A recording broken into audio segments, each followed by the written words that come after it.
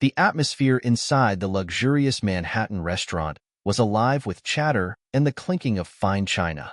The lighting was dim, with soft golden tones illuminating the pristine marble floors and velvet chairs. The faint scent of freshly prepared gourmet dishes filled the air, and waiters in crisp white shirts and black pants moved seamlessly between tables, delivering exquisite meals to their high-profile patrons. This wasn't just any restaurant. It was a place where the wealthy and famous gathered to indulge in a fine dining experience, a place where even the slightest disturbance could stir a frenzy. But on this night, there was an undercurrent of tension in the air, unnoticed by most of the guests, but palpable to those who were paying attention. A new waiter, Michael, was working his first shift at the prestigious restaurant. His excitement was palpable, but so was his nervousness. He had always dreamed of working in a place like this, surrounded by the elite and rubbing elbows with celebrities. Little did he know, this night would be one he would never forget. It was the night that would change everything, for him and for one of the most famous athletes in the world. As Michael weaved through the maze of tables, his eyes caught sight of a man sitting at a corner booth, tucked away behind a private curtain. The man was tall, with broad shoulders and an easy confidence that seemed to fill the space around him. He was dressed casually, dark jeans and a simple hoodie, but there was an unmistakable aura about him, a sense of recognition that Michael couldn't quite place. The man was eating quietly, sipping on a glass of wine, but something about him made Michael pause. There was something familiar about the man. Perhaps he had seen him on TV, or maybe in a commercial. He was attractive enough, with a warm smile that made his face seem approachable despite the luxurious surroundings. But Michael had a job to do, and he couldn't afford to waste time trying to figure out who he was. He had been warned by his colleagues not to get starstruck, especially not by people who might be famous, but they hadn't told him that some celebrities preferred to remain low-key. As he approached the table to take the man's order, he brushed off the sense of déjà vu and reminded himself to keep it professional. "Good evening, sir. How may I help you tonight?" Michael said with a polite smile, trying to mask his nerves. The man looked up from his menu, his eyes meeting Michael's. For a brief moment, Michael could have sworn he saw something like amusement in those eyes, but it was gone in an instant. "I'll start with the lobster bisque," the man said, his voice smooth and calm. "And for the main course, the Wagyu beef, medium rare, please." Michael nodded, scribbling the order down on his pad. "Excellent choices, sir," he said, trying to be as accommodating as possible.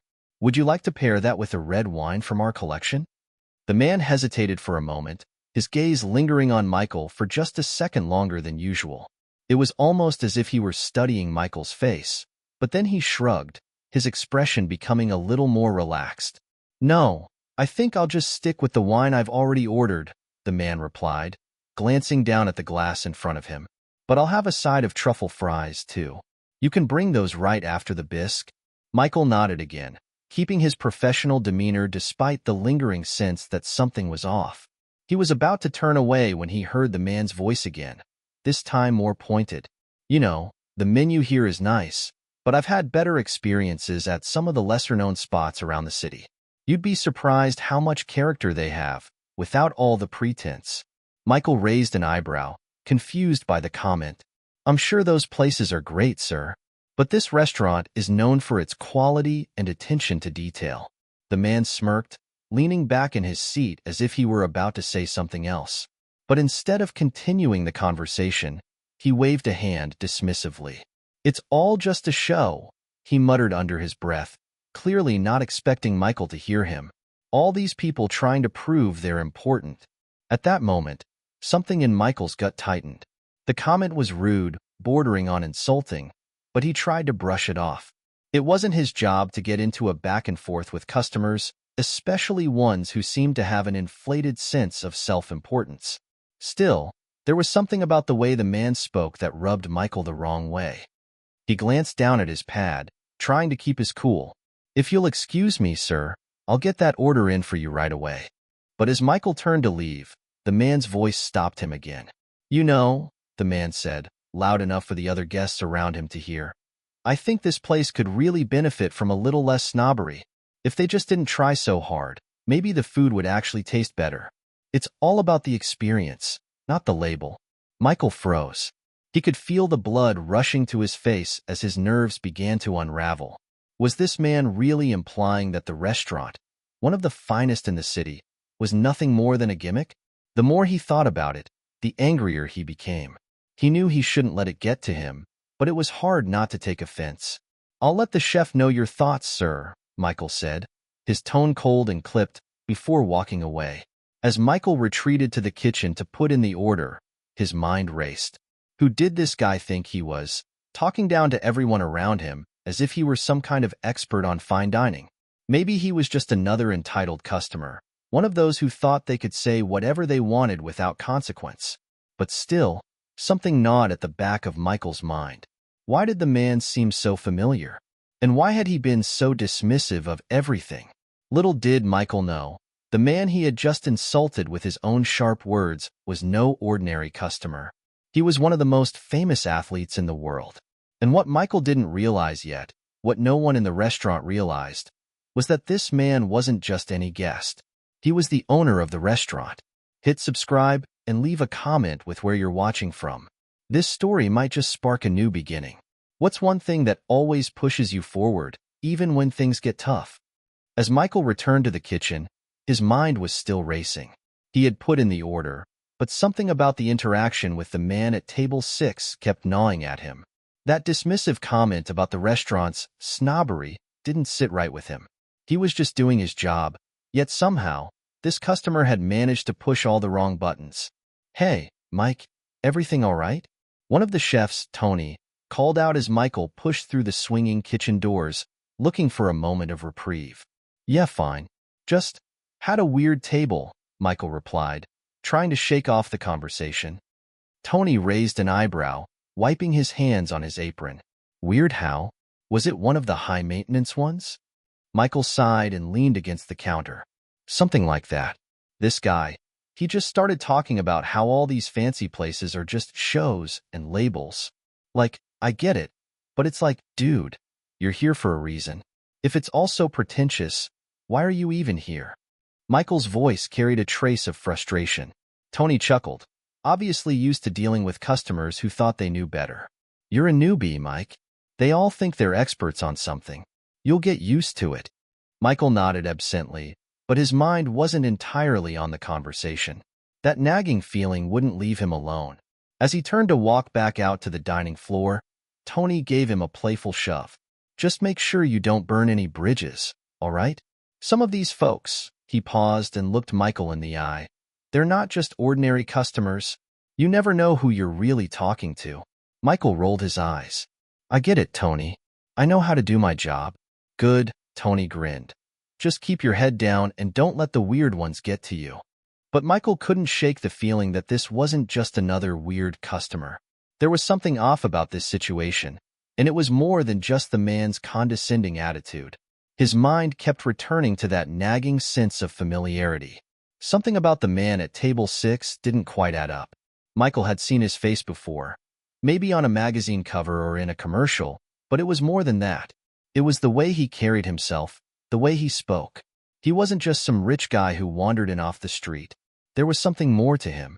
As the evening wore on, Michael tried to focus on his tasks, but his mind kept drifting back to the man at table 6. He watched as the other waiters moved around the dining room, taking orders and delivering plates, but none of them seemed particularly fazed by the strange encounter. Maybe they'd seen it all before. Maybe they knew how to handle it. But for Michael, this was new territory. Finally, after what felt like hours, the moment came. Michael had just finished delivering a bottle of wine to another table when he saw a manager, Sophia, walking briskly toward him. She was holding a small tablet in her hands, her face a mixture of urgency and focus. "Mike, I need you to go check on table 6, she said, her voice calm but serious. "The guest has a request, and I need you to handle it personally." Michael felt a sinking feeling in his stomach. "Is there a problem?" he asked, his nerves starting to catch up with him. Sophia hesitated, glancing around to make sure no one else could hear. "It's complicated. Just do your job. And remember, that guest is," she paused, almost too cautiously, "important." "Important?" Michael repeated, still trying to piece it together. But before he could ask more, Sophia was already walking off, leaving him standing there, perplexed. With a deep breath, Michael headed toward table 6, hoping that he wasn't walking into some sort of disaster. The moment he approached, the man glanced up from his menu, and their eyes locked again. This time, there was no amusement, no smirk, just a quiet, assessing gaze. "Everything to your liking, sir?" Michael asked, his voice polite, trying to mask the unease he was feeling. The man leaned back in his seat, his fingers tapping lightly on the edge of his glass. "You seem a little on edge tonight, Mike. Is something wrong?" Michael froze. How did this guy know his name? His pulse quickened as the realization hit him. How do you know my name?" he stammered. The man smiled, though it wasn't particularly warm. "I make it a point to know the people who serve me." He gestured to the empty chair across from him. "Sit down, Mike. I'm not going to bite." Michael glanced around nervously, but something in the man's calm demeanor made him take a seat. Maybe it was the way he spoke. Easygoing, confident, almost as though he had the right to demand attention. Michael couldn't help but feel like there was more to this man than met the eye. "So," the man began, setting his wine glass down and leaning forward slightly, "I know you're new here, but I think it's safe to say that your attitude could use a little tweaking." Michael felt his heart drop. This was the moment he had been dreading. "I'm sorry, sir. I didn't mean to offend you earlier. I was just trying to do my job," he said, his words coming out quickly, almost apologetically. The man raised an eyebrow. "No need to apologize. But I think you've got the wrong impression. It's not the food, or the ambience, or the service that bothers me. It's the attitude, Mike. It's this constant obsession with showing off, trying to impress people. You don't need to do that to get respect." Michael blinked, confused. "I don't." "You're wondering who I am, aren't you?" the man interrupted, his tone calm but firm. Michael froze again, his stomach tightening. He had been trying to place the man, but this time, the realization hit him like a punch to the gut. "I'm Steph Curry," the man said, his eyes narrowing slightly as he watched Michael's reaction. "And I own this place." Michael's mind went blank. Steph Curry, the NBA legend, the two-time MVP, one of the most famous athletes in the world. And here he was, sitting across from Michael like it was no big deal. Like he was just another guest. Michael's face turned beet red. He couldn't believe it. He had just insulted one of the most recognizable names in sports, and not only that, but he was also the owner of the restaurant. Steph let out a small, almost amused chuckle. "Relax, Mike. I'm not here to ruin your night. But next time, you might want to know who you're talking to before you make assumptions about them." The words stung, but they also held a certain truth. Michael had assumed the worst about a customer, someone who, as it turned out, was far from the kind of person he had imagined. In a strange way, this was both a wake-up call and a lesson in humility. "Sorry," Michael muttered, the weight of the moment sinking in. "I really didn't know. I should have been more careful." Steph smiled, leaning back in his chair. "No worries. Just remember, respect is a two-way street, Mike, and people deserve it no matter who they are, especially when they're just trying to enjoy a meal." Michael nodded silently, feeling a mix of embarrassment and relief. He had just been schooled by one of the best, but maybe, just maybe, that was exactly what he needed. Michael's shift continued, but the rest of the evening felt like a blur. His hands shook slightly as he took orders and served food, and the weight of his earlier encounter with Steph Curry lingered in the back of his mind. He couldn't stop replaying the conversation in his head, over and over again. How had he not recognized the legendary athlete before? How had he so easily let his frustration take over and lash out at someone who, as it turned out, was not just a famous guest but the owner of the very restaurant where he worked? "Hey, Mike, everything okay?" Tony's voice broke through his thoughts as he passed by the kitchen doorway. "You've been kind of out of it since your table." Michael quickly forced a smile, but it felt thin, forced. "Yeah, just a long night." "I'm good," he lied. Tony didn't seem convinced but didn't press further. He just nodded and walked away. Michael had to admit, his nerves were getting the best of him.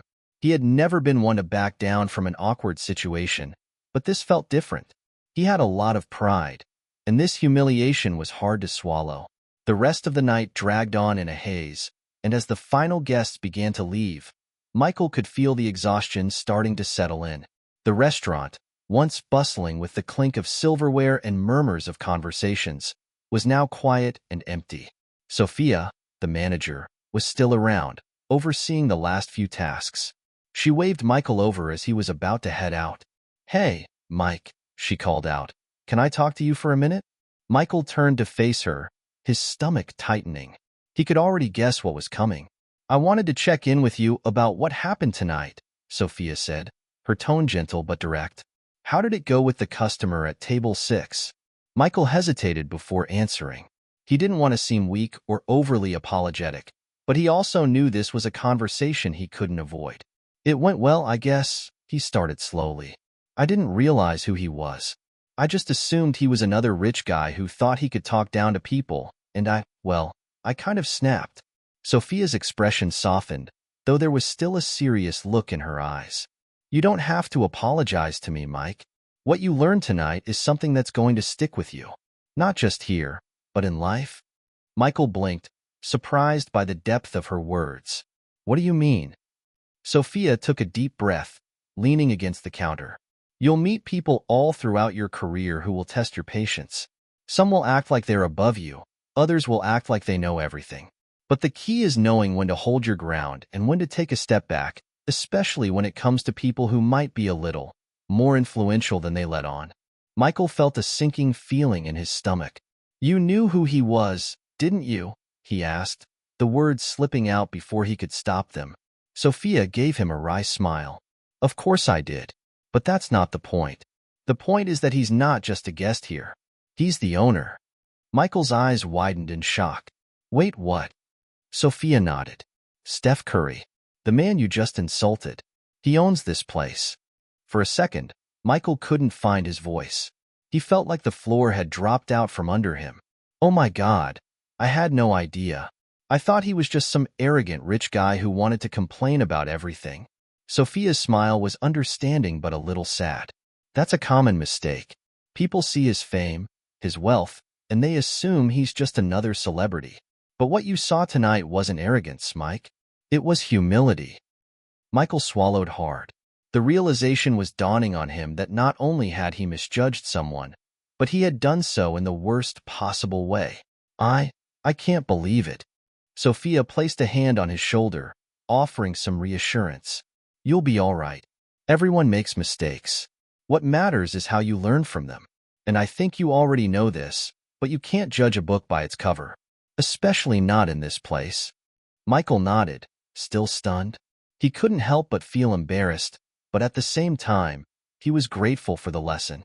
"I'll make it right. I have to." Sophia's eyes softened again. "Good. And just so you know, Steph's a great guy. He's not going to hold a grudge.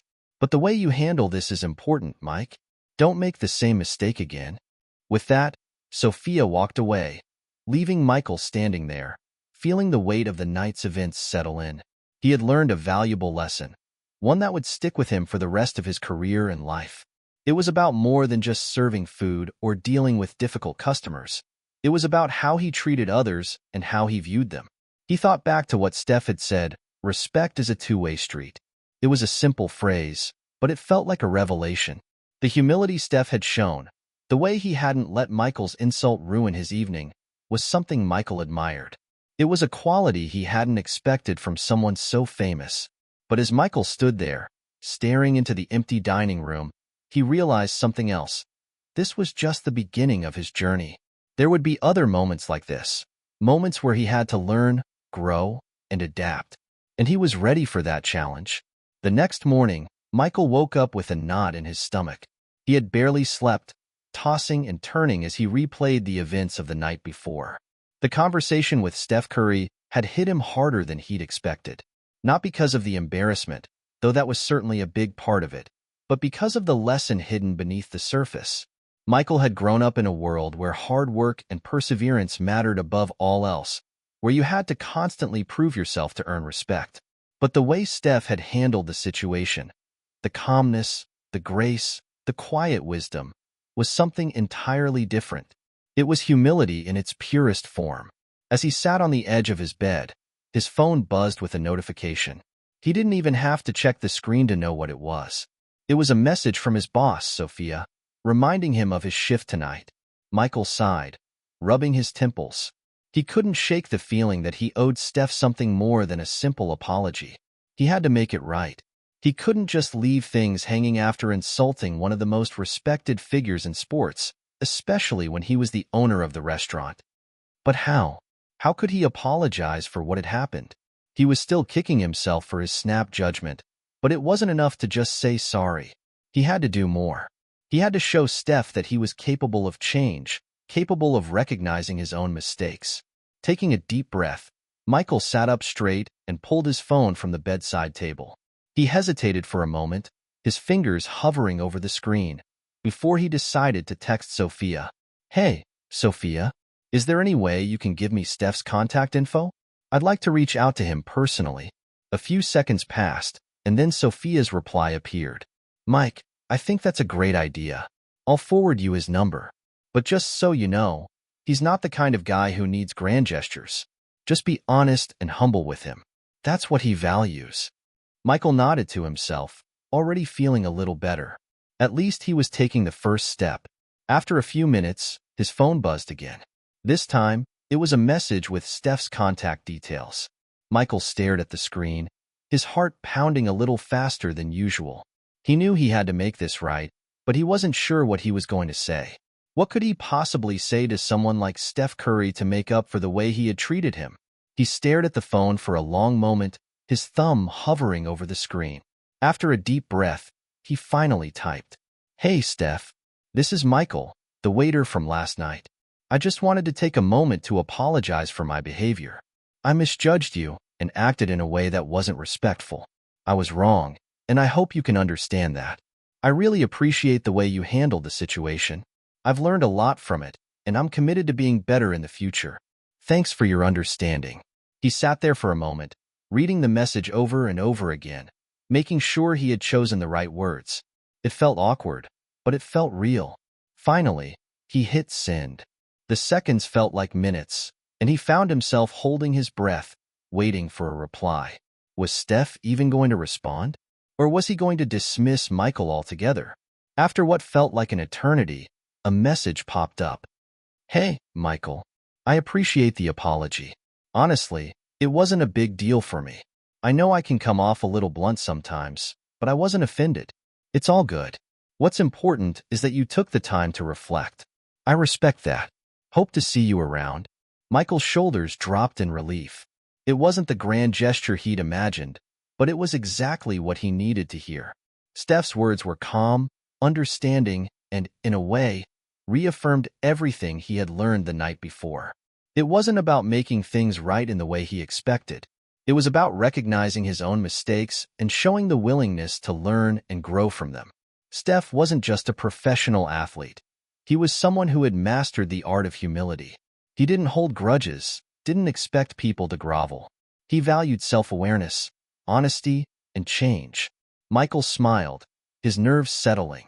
He knew that the road to redemption wouldn't be easy, but this was a step in the right direction. He had taken responsibility for his actions, and in return, he had earned a little piece of Steph's respect. And that meant more to him than any tip, any compliment, or any fame.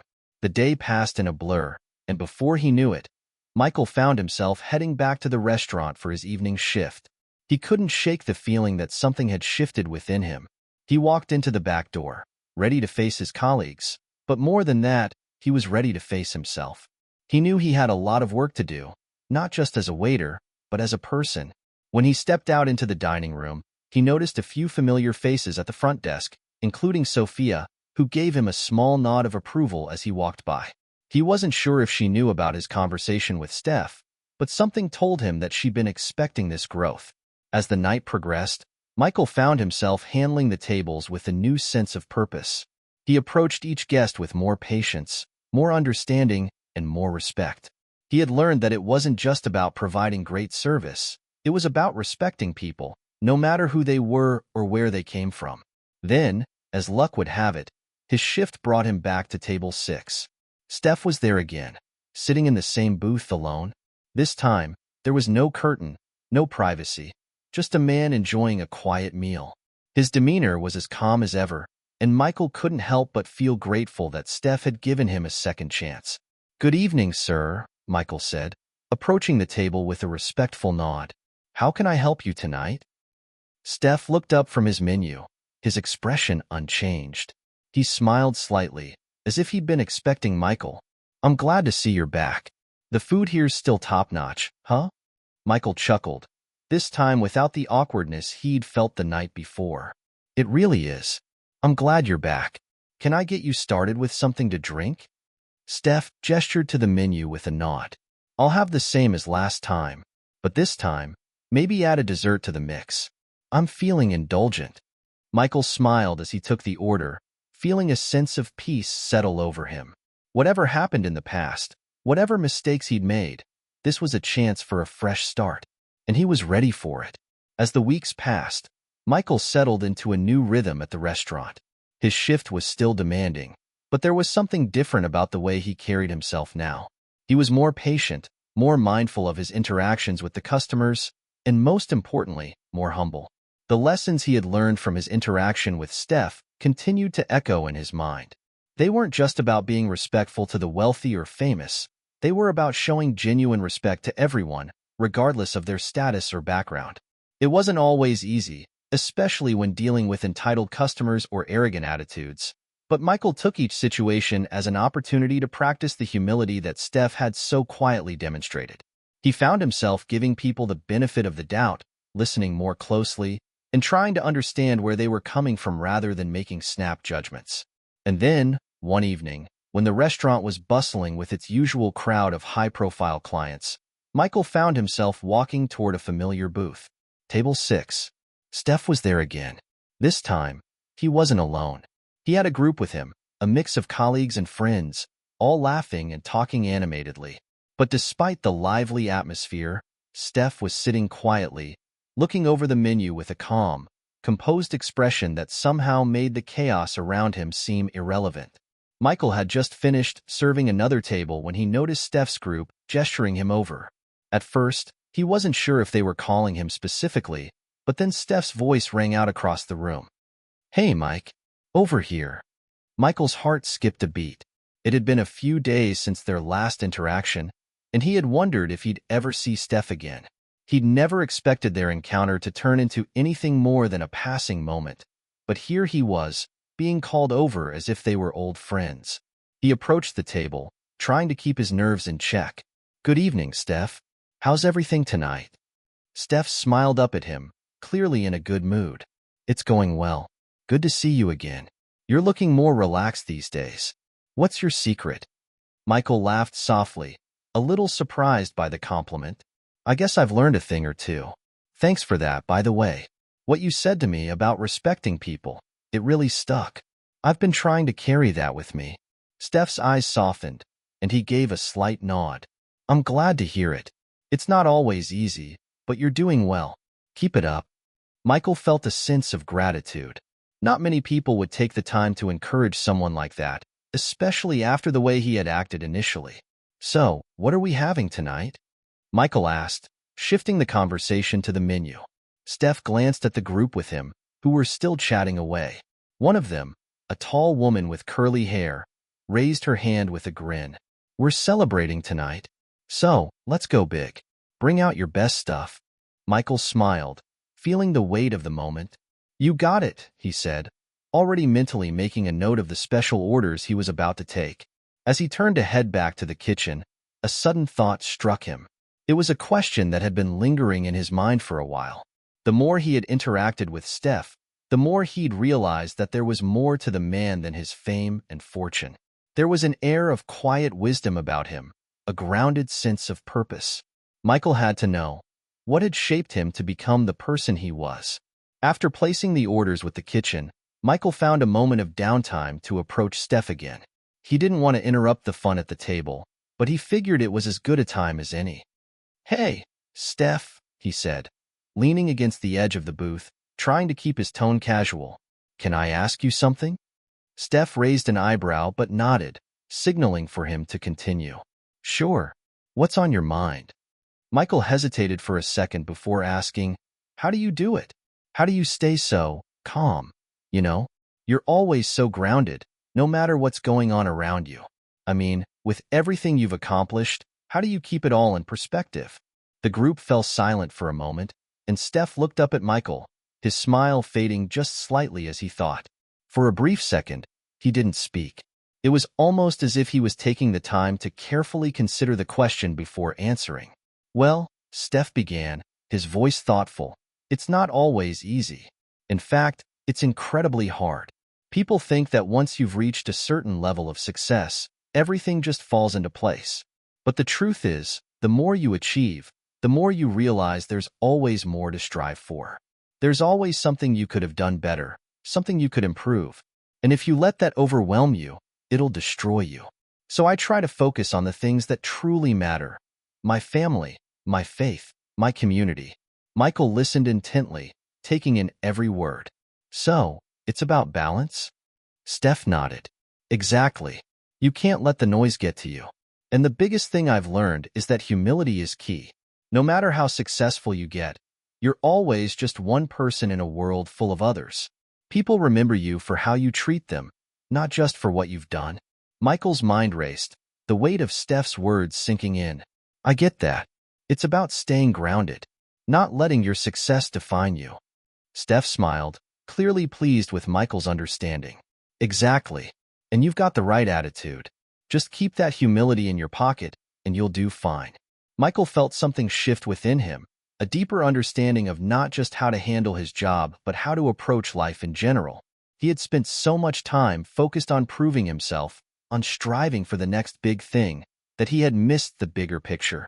Steph had a way of putting things into perspective, of making everything seem so simple, and yet so profound at the same time.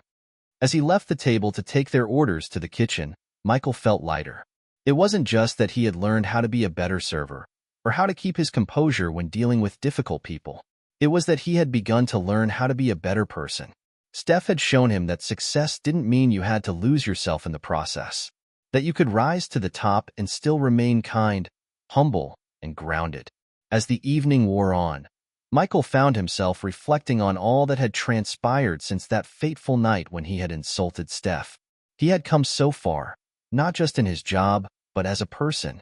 And as he continued to serve the guests, he couldn't help but feel grateful for the opportunity to learn from someone like Steph Curry.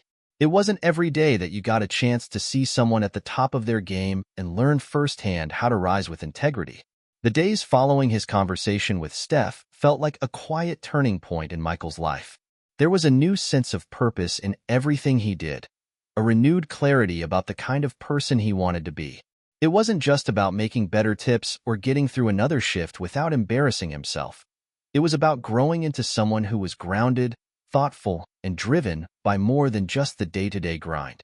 Michael noticed the changes in how he interacted with everyone around him. His conversations with coworkers became more genuine, his interactions with customers less strained. He was learning to focus on people instead of just getting through his work. He realized that the kind of respect he had learned to show in the restaurant wasn't limited to the high-end guests or famous figures. It applied to everyone. It wasn't just about serving them well. It was about acknowledging them as people, not as roles or titles.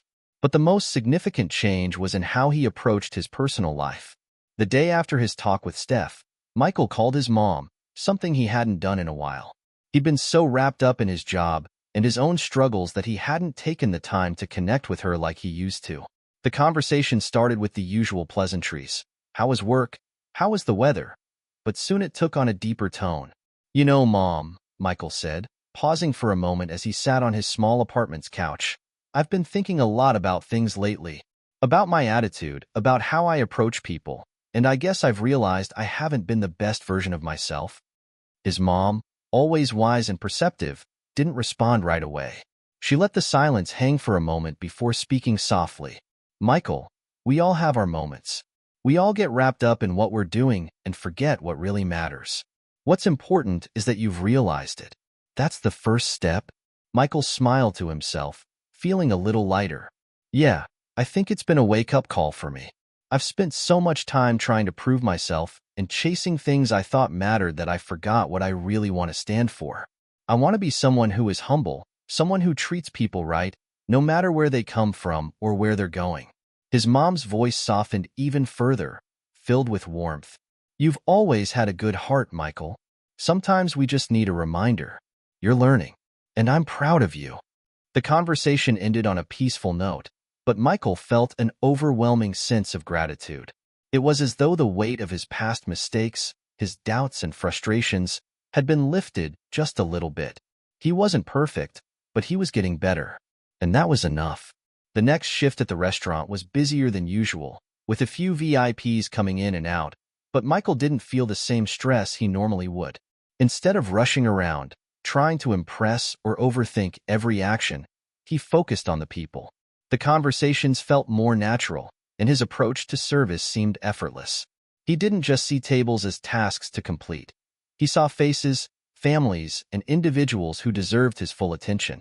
Later that evening, when he was in the middle of clearing a table, Sophia came over to him with a raised eyebrow. "You're in a good mood tonight. Something happened?" Michael grinned, a little surprised by the question. "I don't know. I think I'm just more in the moment. It's kind of freeing, actually." Sophia laughed, shaking her head. "Well, I'm glad to see it.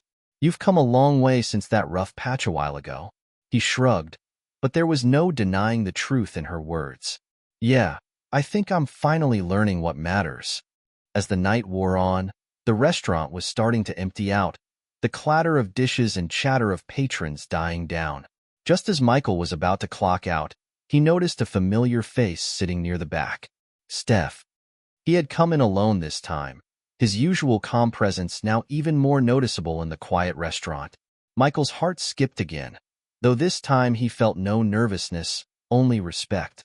Steph had become a quiet mentor in his life, someone who, without intending to, had helped him reshape his perspective on not just work, but life itself. He approached the table and gave a small nod of acknowledgement. "Good evening, Steph. Can I get you anything?" Steph smiled up at him, not looking up from his phone for a moment. When he did, there was something different in his eyes, something warmer. "Actually, Mike, I've been meaning to talk to you. I wanted to thank you." Michael blinked in surprise. "Thank me? For what?" Steph put his phone down and leaned back in his chair, looking directly at him. "For your honesty. For your willingness to learn. A lot of people wouldn't have owned up to their mistakes like you did, and I think it says a lot about you." Michael's chest tightened with gratitude. It was a simple thing, just a few words, but they meant everything to him. "Thank you, Steph. I really appreciate that. I think I've learned more in the past few weeks than I have in years. Not just about work, but about myself." Steph smiled again, a knowing smile. "You've got a good head on your shoulders, Mike. Just remember to keep that humility. You never know where it'll take you." Michael nodded, the weight of Steph's words resonating deeply. He hadn't just learned how to be better at his job. He was learning how to be better at life. It was a continuous journey, one that didn't end after a single conversation or a sudden realization. It was a process, a slow but steady change that was unfolding in front of him, and he was beginning to embrace it fully. As he walked away from the table to get Steph's order, he found himself smiling. He was ready for whatever came next. Not because he had everything figured out, but because he was finally open to learning and growing. And that, he realized, was the most important part of the journey. Michael's transformation was still fresh, like a newly planted seed just starting to sprout. He was eager to apply what he'd learned about humility, respect, and growth to his work and life. But, as often happens, life had a way of testing him just when he thought he had it all figured out. It was a Wednesday evening, and the restaurant was packed. The regulars, the tourists, the business people, they were all there. Michael had grown accustomed to the hectic energy, the fast-paced demands, but tonight felt different. The air was thick with tension, and the pressure seemed to seep into every corner of the restaurant. The servers were running behind. Orders were getting mixed up, and the kitchen was backed up with ticket after ticket piling up. Michael could feel the familiar weight of stress creeping back in, but this time, he wasn't going to let it get to him. He had worked too hard on changing his mindset. He had learned how to stay grounded, and he was going to use that new perspective to get through the night. As he moved between tables, making small talk with guests, refilling drinks, and delivering food, his mind drifted to the lessons he'd learned from Steph. It's not about how much you've achieved, it's how you handle the challenges, he thought to himself. Steph had faced plenty of obstacles, on the court and off, but he never let them define him. Michael was determined to do the same. But then, the challenge came. A group of 5 people, who had been sitting at a large corner table, flagged him down. Michael approached with a smile, but as soon as he got close, he noticed the tension in the air. One of the men, a tall figure with a sharp suit and an even sharper expression, was already talking, clearly annoyed. "Hey, Mike," the man said, his voice dripping with condescension. "We've been waiting for our drinks for over 20 minutes. What kind of service is this?" Michael's smile didn't falter, though inside, his blood pressure started to rise. "I'm really sorry about the wait, sir. I'll get those drinks to you right away. We've been a little backed up in the kitchen tonight, but I'll make sure it's taken care of." The man's eyes narrowed. "I don't care about your excuses. I'm paying for a premium experience, and this is unacceptable. You people think you can just keep us waiting like this?" The words stung more than Michael expected. He knew the man was frustrated, but the way he was speaking, like Michael was some sort of servant beneath him, brought back old feelings of inadequacy. The old Michael, the one who had been trying to prove himself, would have snapped back, would have gotten defensive, maybe even tried to prove that he belonged in this world. But tonight, something in him held back. Instead of reacting, Michael took a deep breath, like he had practiced countless times. "I completely understand, and I'll get those drinks right away," he said again, his voice steady but polite. "Thank you for your patience." The man glared at him as Michael turned to leave, but Michael didn't let it affect him. He had learned something important from Steph, that you could be confident without being combative, humble without being submissive. It was about maintaining your composure, no matter what. But as Michael made his way to the kitchen to grab the drinks, a knot tightened in his stomach. The man's words echoed in his mind, reminding him of the judgmental attitudes he had experienced in the past, the way some customers felt entitled to treat servers as less than human. It wasn't just about bad service. It was about feeling like he didn't matter. The drinks were ready, and Michael returned to the table, trying to shake off the feeling that lingered. He put the drinks down in front of the group, and the same man was still staring at him, his arms crossed. "I've been coming here for years," the man continued, his voice still sharp, "and I expect better. I don't want to hear any excuses. Just get it right next time." Michael felt his jaw clench, but instead of letting the frustration bubble to the surface, he smiled politely. "Thank you for letting me know. I'll make sure your experience improves from here on out." The man grunted in response, but the rest of the table didn't seem as bothered. They chatted among themselves, ignoring the tension, but Michael couldn't shake the feeling that the man's words had hit him harder than he cared to admit. Later that evening, when the restaurant finally started to quiet down, Michael found himself standing in the break room, staring at his reflection in the small mirror.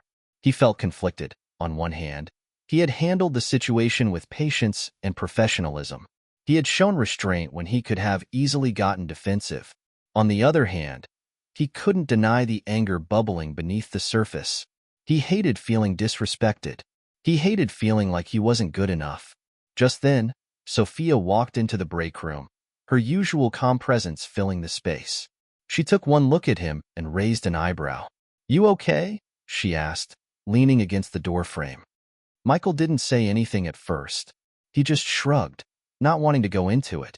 But after a long moment, he let out a sigh. I don't know, Sophia. I tried to keep my cool, but it felt like he was treating me like I was nothing. I didn't even say anything back. I just took it, but it didn't feel good." Sophia nodded, her expression softening. "I get it.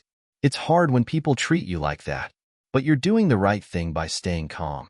It's not always easy, but people like that, they're the ones who need to learn. You don't have to let them drag you down to their level." Michael nodded, the words sinking in. He had handled the situation with dignity, but it didn't mean he had to like the way it made him feel. "Yeah, I guess. It's just frustrating. I want to show people that I'm not just some waiter. I'm a person, too." Sophia gave him a reassuring smile. "You don't have to prove anything to anyone. You're already showing who you are by how you handle these situations. Your worth isn't tied to what others think of you. It's tied to how you carry yourself, and you're doing that better than you know." Her words felt like a weight lifting off his shoulders. Michael realized that she was right. He didn't need to fight for respect. He didn't need to prove he was worthy of being treated well. His actions spoke louder than anything else. He had already proven to himself that he was capable of being the kind of person he wanted to be. The rest would follow. As Michael continued to settle into his new mindset, he was beginning to feel more comfortable with his role at the restaurant. The stress of the job didn't weigh him down like it used to. He had learned how to keep his calm in difficult situations, and the burden of always trying to prove himself had started to lift.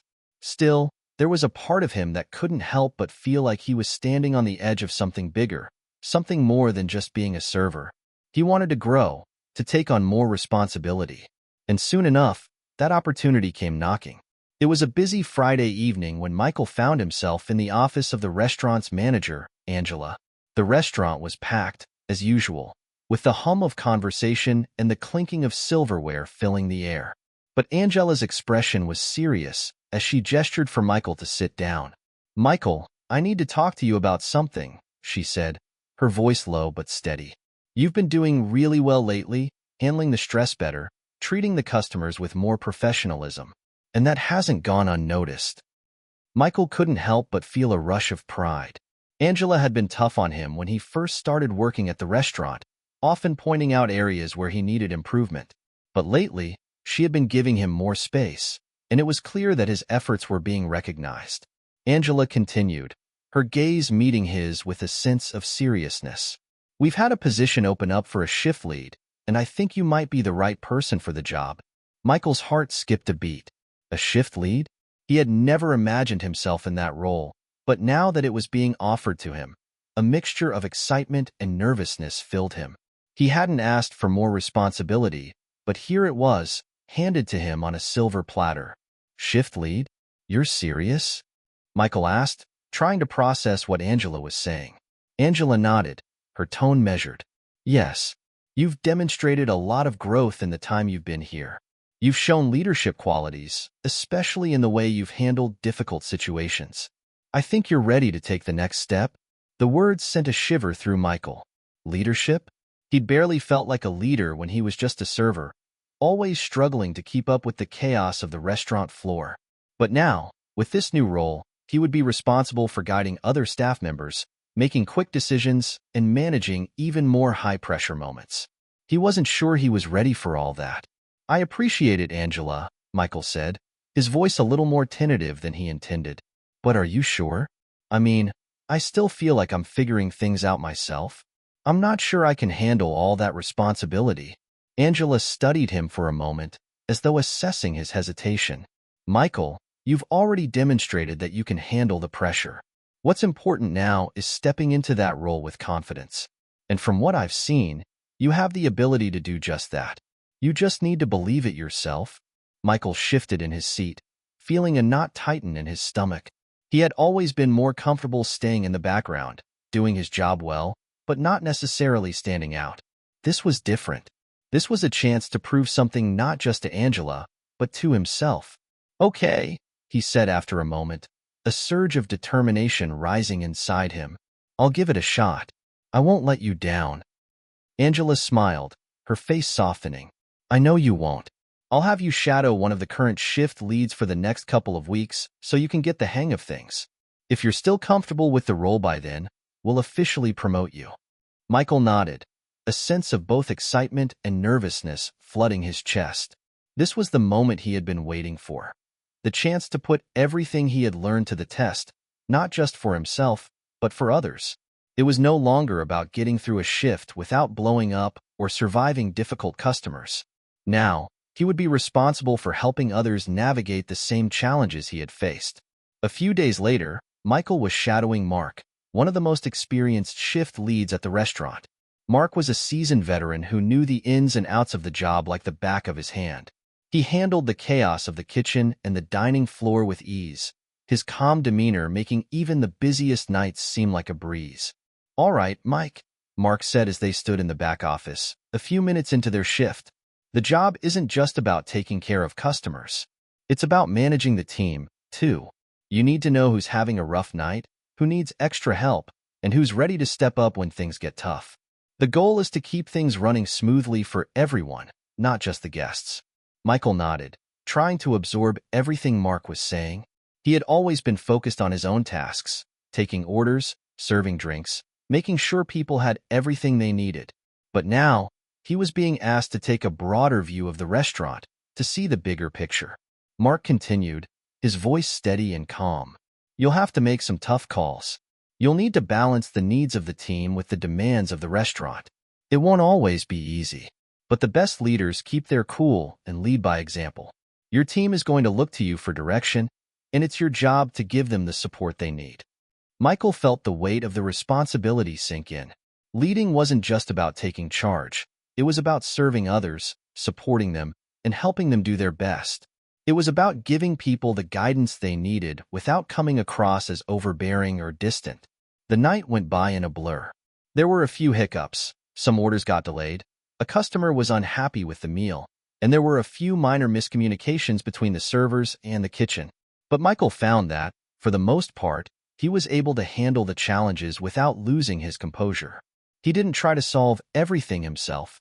Instead, he delegated, offered encouragement, and kept the atmosphere calm. At one point, during a particularly hectic rush, a new server named Mia came to Michael for advice.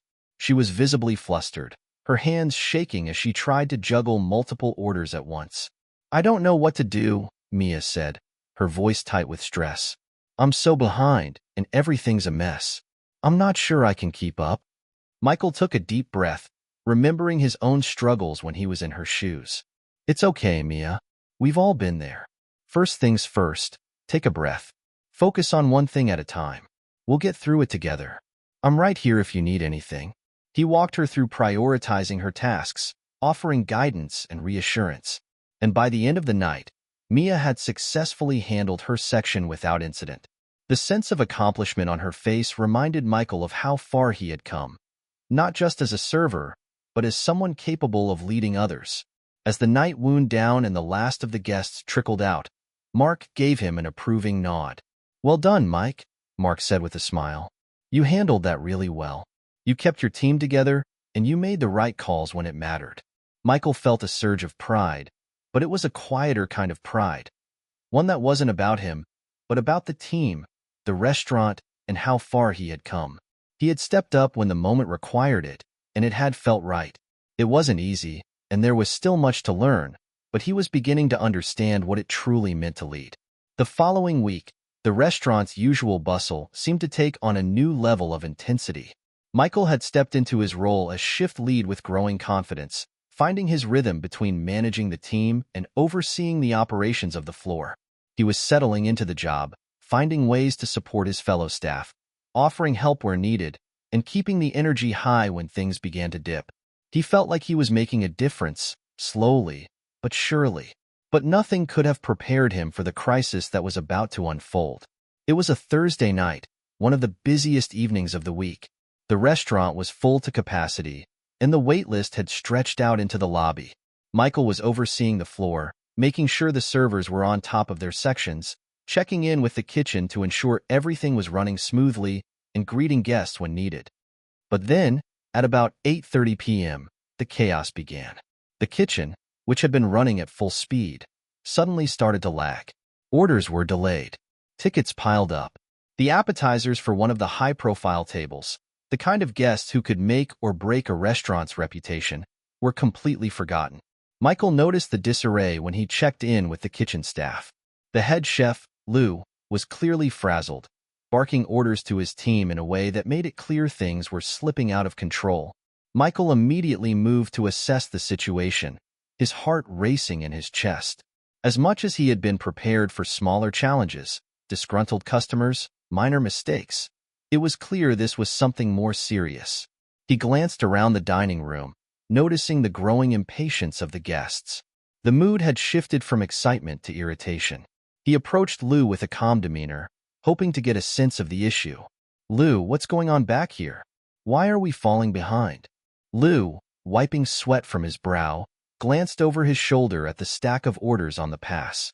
The new sous chef is having trouble keeping up, and some of the prep for the evening wasn't done properly. We're trying to catch up, but it's all backed up. I don't know what else to do. Michael's mind raced. The kitchen wasn't just behind. It was in full crisis mode. He had to act fast. Without hesitation, Michael turned to one of the other cooks. James, help Lou with the orders. Divide the tickets up and prioritize the VIP table first. I'll talk to the front of house. Michael quickly stepped out of the kitchen and back onto the floor. As soon as he emerged into the dining area, he could feel the shift in energy. Several customers were visibly annoyed, and the mood in the room was starting to sour. He approached one of the tables, where a couple of guests were waiting for their meals. The woman looked at him with a scowl. How much longer? We've been waiting over an hour for our food, and nobody has even come to apologize. Michael took a deep breath, his patience tested. I'm truly sorry for the delay, and I can assure you we're doing everything we can to get your meal to you as quickly as possible. Let me check with the kitchen, and I'll have an update for you shortly. As he moved through the restaurant, checking on other tables, he could feel the pressure building. Every table seemed to be getting more and more frustrated, and the energy in the air felt tense. Michael could feel the weight of his new role pressing down on him. It wasn't just about making sure his team was performing well. It was about making sure every guest had the best possible experience. And right now, that wasn't happening. He found Angela in the office, the look on her face one of quiet concern. She was tracking the progress of the night on the computer, but when she saw Michael, she knew something was wrong. What's happening out there, Mike? She asked, her voice tinged with worry. The kitchen's not sending out orders, and the floor is getting tense. It's bad, Angela, Michael admitted, his voice laced with frustration. The kitchen's backed up, the sous chef isn't keeping up, and I can't keep all the guests happy with the delays. Some of the tables are really upset. Angela's brow furrowed. Okay, we need to figure this out fast. You need to make a decision, Mike. Either we extend the wait time for everyone and offer some kind of compensation, or we start working the room and managing expectations while we work through the backlog. Michael thought for a moment, his mind racing through every possible scenario. He could feel the weight of the choice. Whatever he decided would set the tone for the rest of the night. He had a choice between admitting defeat, offering discounts, apologizing, and hoping for the best, or stepping up and trying to salvage the night. The first option might calm the guests down, but it could also harm the restaurant's reputation. The second, though, would require more effort and more skill to pull off. We'll manage expectations, Michael said with a firm nod, determination settling in. I'll talk to the guests, explain the situation, and offer complimentary drinks and appetizers to make up for the delay. We won't let this ruin the evening for them. Let's just get the kitchen back on track. Angela gave him a sharp nod. That's the right call. Keep calm and keep the team focused. We're going to get through this. Michael headed back to the dining floor, his head spinning. As soon as he returned, he gathered the servers for a quick huddle. All right, everyone, he said, his voice clear and calm, though his insides were churning. We've hit a bump in the road. The kitchen's behind, and we're going to have a lot of unhappy customers. Here's what we're going to do. We'll offer complimentary drinks and appetizers to everyone who's been waiting too long. Let's manage expectations, be honest with them, and keep things calm. The last thing we want is for this to escalate. His team nodded, their expressions a mix of determination and anxiety. It wasn't going to be easy, but they were in this together. Michael walked to each table, starting with the most frustrated guests. He apologized for the delay, explained the kitchen situation, and offered the complimentary items with sincerity. He could feel the weight of each conversation, but he kept his composure.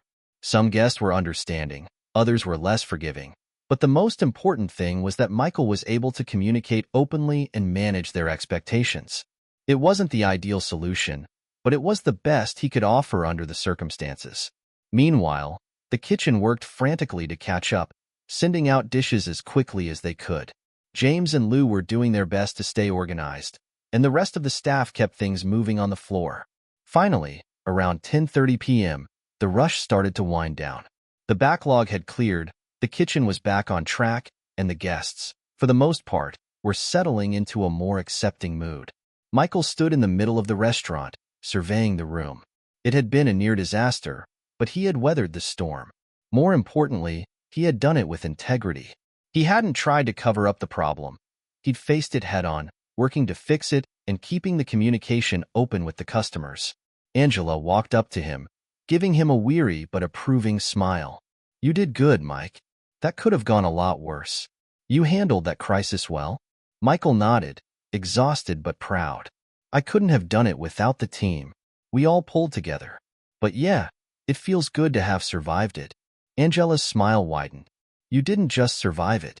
You led your team through it. That's what makes you a leader." As the final guests left, Michael reflected on the night's events. It had been a test, a brutal one, but he had passed. He wasn't just a server anymore. He was a shift lead. He had learned the true meaning of leadership. It wasn't about perfection. It was about managing the messes, the chaos, and the crises when they came. And that night, Michael had faced it all head-on. The night after the crisis was quieter. The restaurant was full but manageable, and the tension that had gripped the dining room the previous evening seemed to dissipate with the passing of time. Michael was back in the swing of things, navigating the floor with confidence, checking in on his team, and keeping an eye on the kitchen to make sure things didn't slip into chaos again.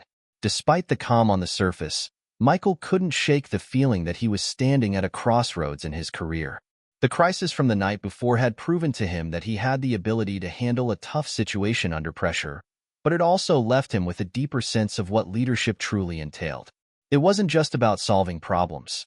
It was about making decisions, often tough ones, that would affect not only the team but the entire restaurant.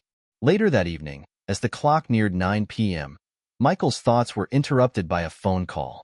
It was Angela. "Mike," she said when he answered, "I need you to come to the office for a minute. We've got a situation I need to talk to you about."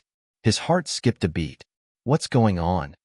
"It's about the new sous chef, Jason," Angela replied, her voice serious. "We've had some complaints about him from the kitchen staff, and there's an issue I need to address. I'll explain when you get here." Michael's stomach tightened. Jason had been hired only a few weeks ago, and while he seemed like a solid hire on paper, there had been a few hiccups in his performance. But Michael hadn't expected things to escalate so quickly. He walked into the office a few minutes later, where Angela was already waiting, looking pensive. She motioned for him to sit. "I'm not sure how to handle this," Angela started, her tone serious. "We've received multiple complaints about Jason's attitude. He's been dismissive of the kitchen staff, and it's creating tension. But more than that, he's also been consistently late for his shifts, and tonight, he didn't show up at all." Michael felt the weight of the situation. He had noticed some of Jason's behavior, a bit of arrogance, a lack of focus, but he hadn't known it was this bad. "What do you want me to do about it?" Michael asked, trying to keep his voice steady, though a knot was forming in his stomach. "Is this something I should be handling?" Angela paused for a moment, clearly weighing her options. "I'm considering letting him go, but I need your input. You've worked with him. You've seen how he interacts with the team. I want to know if you think we can salvage the situation or if it's time for him to go." The decision hung in the air. Jason's behavior had been borderline disruptive, and his tardiness and lack of commitment weren't exactly what the restaurant needed. But firing someone was never easy. Michael knew that if he made the wrong call, it could have serious consequences, not just for Jason, but for the restaurant as a whole. He thought back to his own journey. He had struggled, made mistakes, and learned from them. He knew what it felt like to be given a chance when he wasn't at his best. But at the same time, he couldn't ignore the fact that Jason's actions were affecting the rest of the team, and that couldn't continue. Michael's mind raced as he considered the options. He could tell Angela that Jason deserved another chance, that maybe he just needed some guidance and mentoring. But that would require Jason to change, and that wasn't guaranteed. Or he could agree with Angela and support the decision to let him go, which might be the right thing for the team. "I think we need to address the issue head-on," Michael said, his voice thoughtful but firm. "We can give him one more chance, but it needs to be clear that this behavior isn't acceptable. If he doesn't step up, we don't have any other option but to let him go. The team needs to feel supported, and if one person is undermining that, it affects everyone." Angela nodded, clearly relieved by Michael's approach. "I agree. I was hoping you'd say that. We'll sit down with him tomorrow and lay it out clearly. If he's willing to make changes, great. If not, we'll have to move on. Michael nodded, feeling the gravity of the decision. I'll be there with you. It's never easy, but it's the right thing to do. The next day, Michael and Angela sat down with Jason in the office. The atmosphere was tense as Angela began speaking, her tone direct and professional. Jason, we've had some concerns about your performance, Angela started, her voice steady. We've received complaints from the kitchen staff about your attitude and behavior. Additionally, your tardiness has been an ongoing issue, and you failed to show up for your shift last night without notice. This isn't something we can overlook. Jason's face reddened, and Michael could see the defensiveness rise in him. He crossed his arms, clearly unwilling to admit fault. I've been doing my best, Jason said, his voice sharp. It's been tough getting used to the pace here. And yeah, I've had some personal stuff going on, but that doesn't mean I'm not working hard. Angela remained calm, but Michael could sense the disappointment in her eyes. Jason, we understand that personal issues can affect work, but we can't keep making excuses for lateness or disrespect. We need to see consistent improvement, and if you're not able to make the changes, we'll have no choice but to move on. There was a long pause as Jason processed what Angela had said. Michael could see the shift in his posture. For a moment, it seemed like Jason might apologize, might own up to his actions. But instead, he simply shrugged. I'll try harder, Jason muttered, his tone not entirely convincing. But I'm not sure how much more I can take. This place is a lot more stressful than I thought it would be. Michael exchanged a glance with Angela. It was clear that Jason wasn't fully taking responsibility for his actions, but he also wasn't completely dismissing the feedback. It was a fine line between giving him another chance and realizing that he wasn't the right fit for the job. We'll be watching, Angela said firmly, her tone brokering no further discussion. We expect to see a change, and we'll check in with you in a week. If things don't improve, we'll have to let you go. Do you understand? Jason nodded, though his expression was less than convinced. Yeah, I get it. As they left the office, Michael felt the weight of the decision. He wasn't sure if giving Jason another chance was the right call, but it was the one they'd made. And now, they would have to see if Jason could step up. The week following Jason's warning was filled with uncertainty. Despite their best efforts to remain optimistic, Michael couldn't help but feel a sense of dread as the days passed. The kitchen staff was tense, and Jason, though trying to keep up appearances, was still clearly struggling to find his footing. His interactions with the team had remained distant and, at times, uncooperative. Michael had done his best to keep the atmosphere positive, but there was no denying that things were off. It all came to a head on a busy Saturday evening, one of the restaurant's busiest nights. The tables were full, the kitchen was running at full capacity, and Michael was once again running the floor as the shift lead. The energy was high, but so was the pressure. He had hoped that things would be better by now, but as the evening wore on, he began to notice small cracks starting to appear. The first issue arose when Jason, as the sous chef, was supposed to be overseeing the preparation of one of the signature dishes for a VIP table. The order had been placed nearly 20 minutes ago, and yet the dish had not been sent out. Michael checked in with the kitchen, finding Jason standing by the pass, looking disoriented and a little overwhelmed. Jason, what's going on with that table? Michael asked, keeping his voice calm but firm. Jason didn't look up immediately. When he finally did, there was a brief moment of silence before he spoke, his tone defensive. I've got other things going on right now. The kitchen is busy. Michael clenched his jaw but forced himself to stay composed. I understand it's busy, but that order should have been out already. We're talking about a VIP guest, Jason. This can't happen. I'm doing my best, Jason muttered, his voice cold. Michael took a deep breath, his frustration starting to rise. That's not good enough. Get it together, or we'll have to make some decisions. We can't let this night go downhill because of one mistake after another. As he walked back to the front of the house, Michael could feel the eyes of the waitstaff on him. The tension was palpable, and he could tell they were starting to feel the strain. He had to act quickly before the situation escalated any further. He approached the service bar, where Angela was overseeing the drink orders. She looked up at him as soon as she saw him, reading the expression on his face. "What's going on?" she asked. "Jason's slipping again," Michael said, his voice low. "He's not focused, and it's affecting the whole kitchen. I don't know how much longer we can keep doing this." Angela sighed, clearly as frustrated as Michael was. "I'm not blind to it, Mike, but we gave him a chance. If he can't step up now, we'll have to cut ties." The thought of firing someone again weighed heavily on Michael. He didn't want to be the one who had to make that call, but he knew the restaurant couldn't keep going this way. It wasn't fair to the rest of the team. As the evening continued, things only worsened. The dinner rush intensified, and the kitchen continued to fall behind. Jason, as expected, was nowhere to be found when things really hit the fan. He had disappeared to the back to take a break, which Michael had a sinking feeling was more of a retreat than a break. In the meantime, a critical error was made. An entire order of entrees had been sent to the wrong table. The guests were furious, demanding to speak to a manager. Michael knew that this was the moment that would make or break his ability to handle the situation. He immediately walked over to the table, his steps measured but firm. The couple at the table glared at him as he approached. "I'm terribly sorry about this mistake," Michael said, offering an apologetic smile. "I understand the inconvenience, and we'll fix this right away. I'll personally ensure your meal comes out perfectly and that you're taken care of." The woman, not amused, raised an eyebrow. "This isn't the first issue tonight, you know? We've been waiting over 45 minutes for our drinks and appetizers. This place is supposed to be high-end, but it's far from it." Michael kept his composure, despite the insult.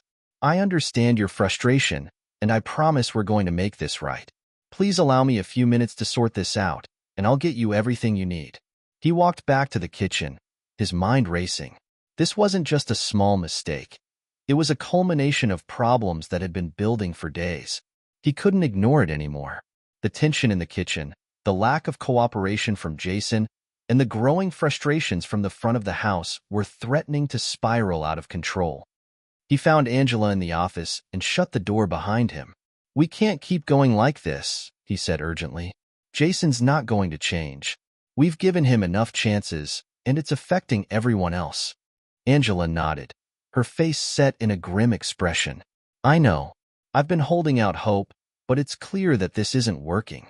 We can't let this go on any longer."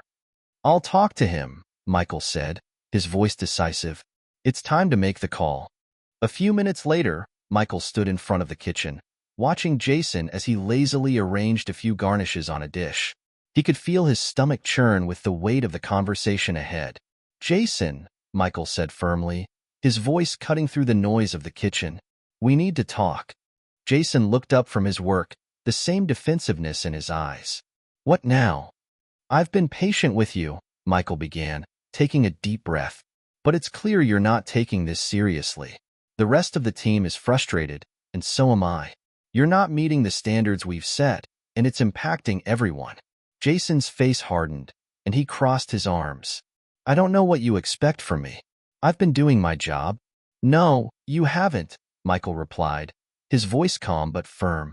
"You've been disengaged, uncooperative, and unreliable.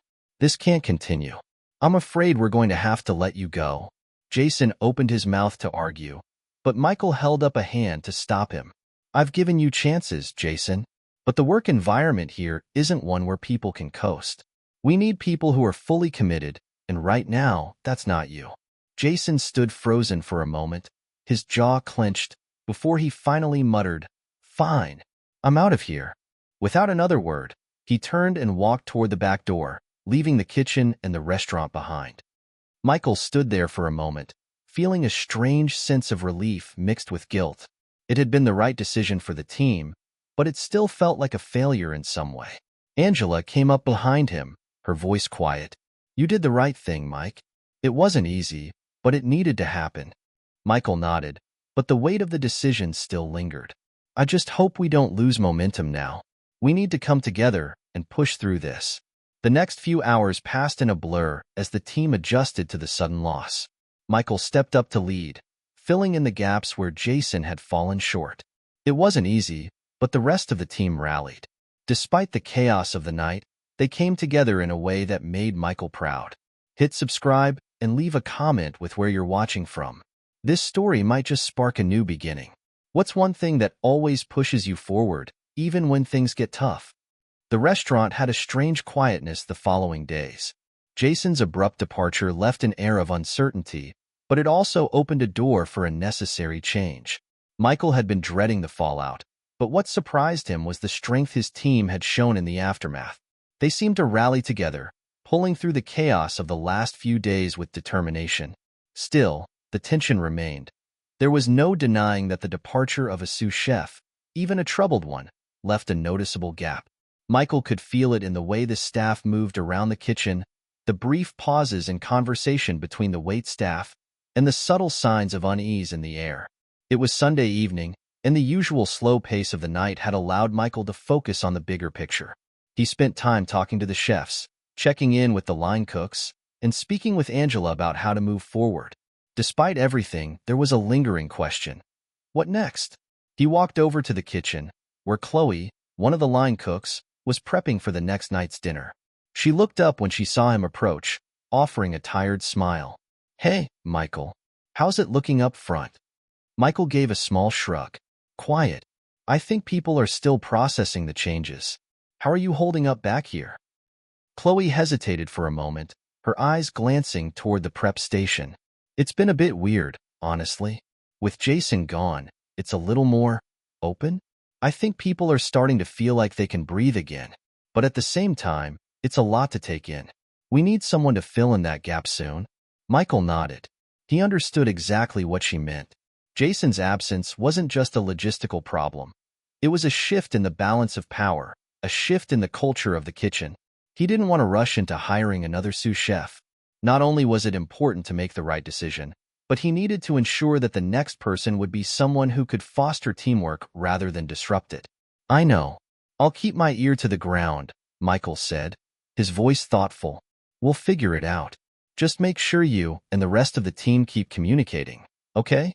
Chloe smiled again, the tension easing slightly. "You got it. It's just a little strange, but we'll make it work."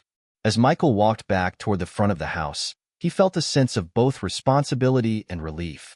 He needed to get this right, not just for the restaurant's reputation but for the team.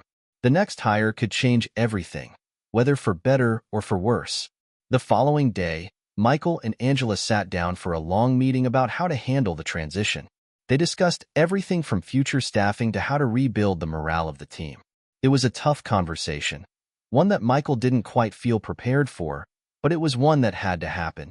"We need to do this carefully," Angela said, her voice stern but pragmatic.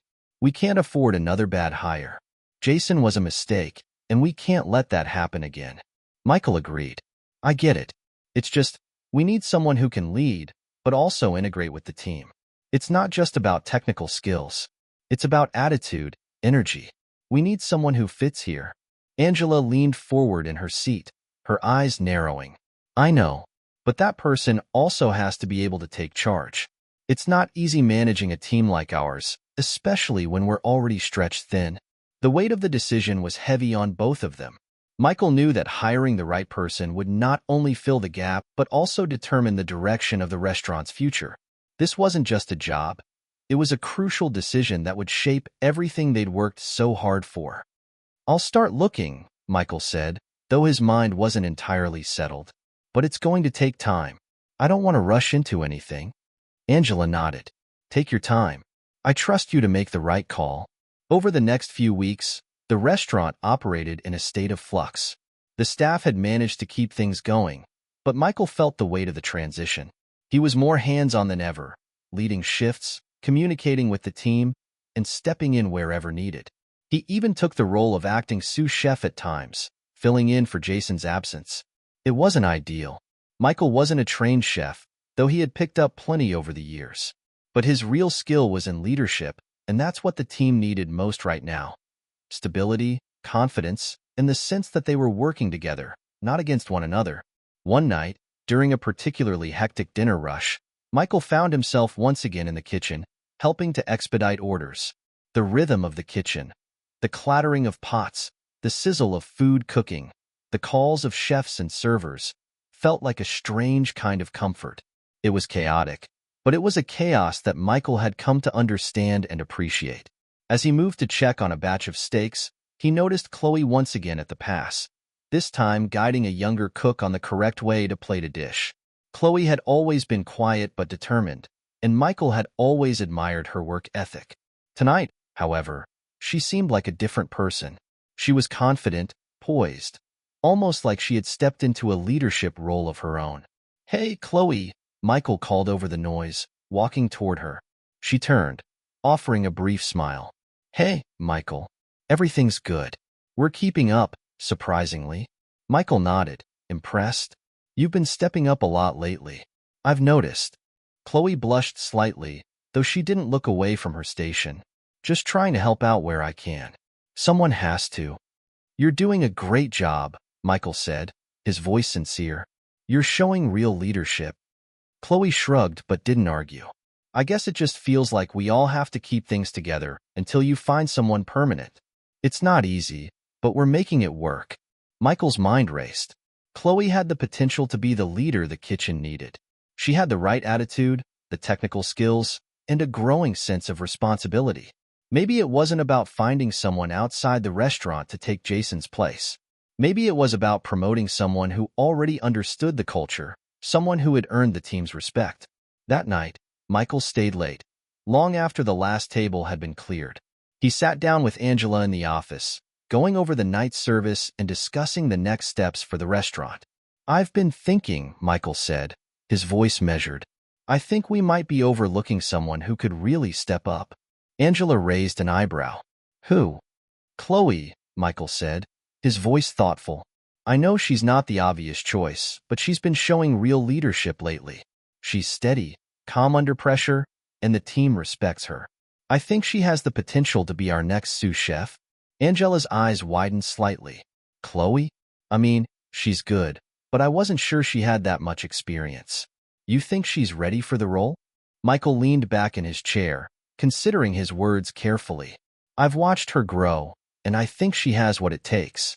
"She's ready, Angela. I'd like to give her a shot." Angela took a moment to consider. "All right. I trust you. Let's give her the opportunity."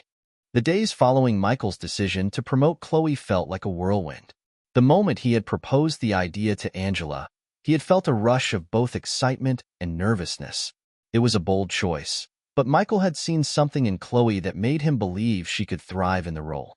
Now, it was time to see if his instincts were right. Michael had always known that leadership wasn't about making the easy choices, it was about making the right ones. But the right ones were often difficult, and promoting someone from within the team had its own set of risks. Would the rest of the kitchen respect her as their new sous chef? Would she be able to step up to the challenge of managing the pressure and the team dynamics that came with such a crucial role? The following Monday, Michael called Chloe into his office after the morning prep. She walked in cautiously, her expression unreadable. He had spoken to her briefly about the possibility of the promotion, but this was the official moment. "Chloe," Michael began, his voice steady, "I've been thinking a lot about the future of this kitchen, and I want to offer you a new role. We need someone to fill Jason's shoes, and I believe you're ready to step up as our new sous chef." Chloe blinked, her mouth slightly open in surprise. It was clear that she hadn't expected this.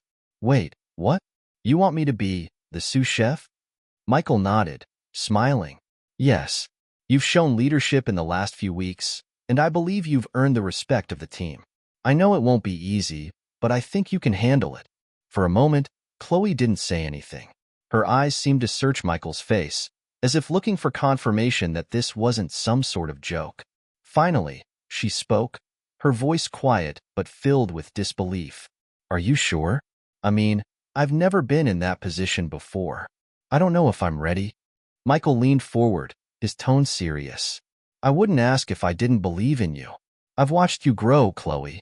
You've got the skills, the attitude, and the team behind you. I think you can do this, and I want to give you the chance." Chloe's face softened, a mixture of gratitude and apprehension crossing her features. Okay, I'll do it." Michael smiled, relieved to see her confidence start to build. "Good. I'll be here to support you every step of the way, but I know you can handle this. Let's make sure the team knows tomorrow." You'll be taking over for Jason immediately." The next day, Chloe's promotion was announced to the rest of the kitchen staff. Michael gathered everyone in the break room, where the usual chatter died down as he stood at the front, ready to make the big announcement. "Everyone," Michael began, his voice carrying through the room, "I've got some important news.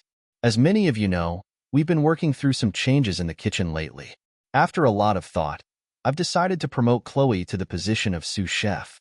She's proven herself time and time again, and I believe she has what it takes to lead this team. I'm excited to see where she takes us." There was a brief silence before the room erupted into applause. Michael could see the genuine support in the room, and he knew this was the right decision. Chloe looked overwhelmed by the attention, but a smile tugged at the corners of her mouth. "Thank you," Chloe said, her voice steady but laced with emotion. "I'm honored by the opportunity, and I promise I'll give it my all.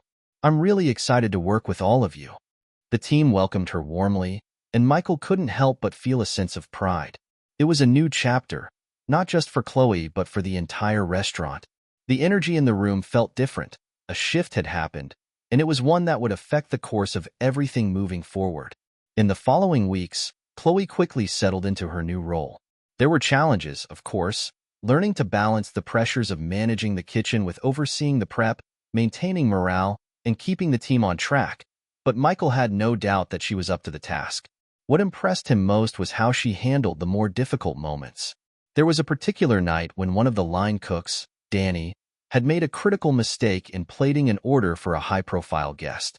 Chloe had stayed calm under pressure, stepping in without hesitation. She didn't raise her voice or make a scene.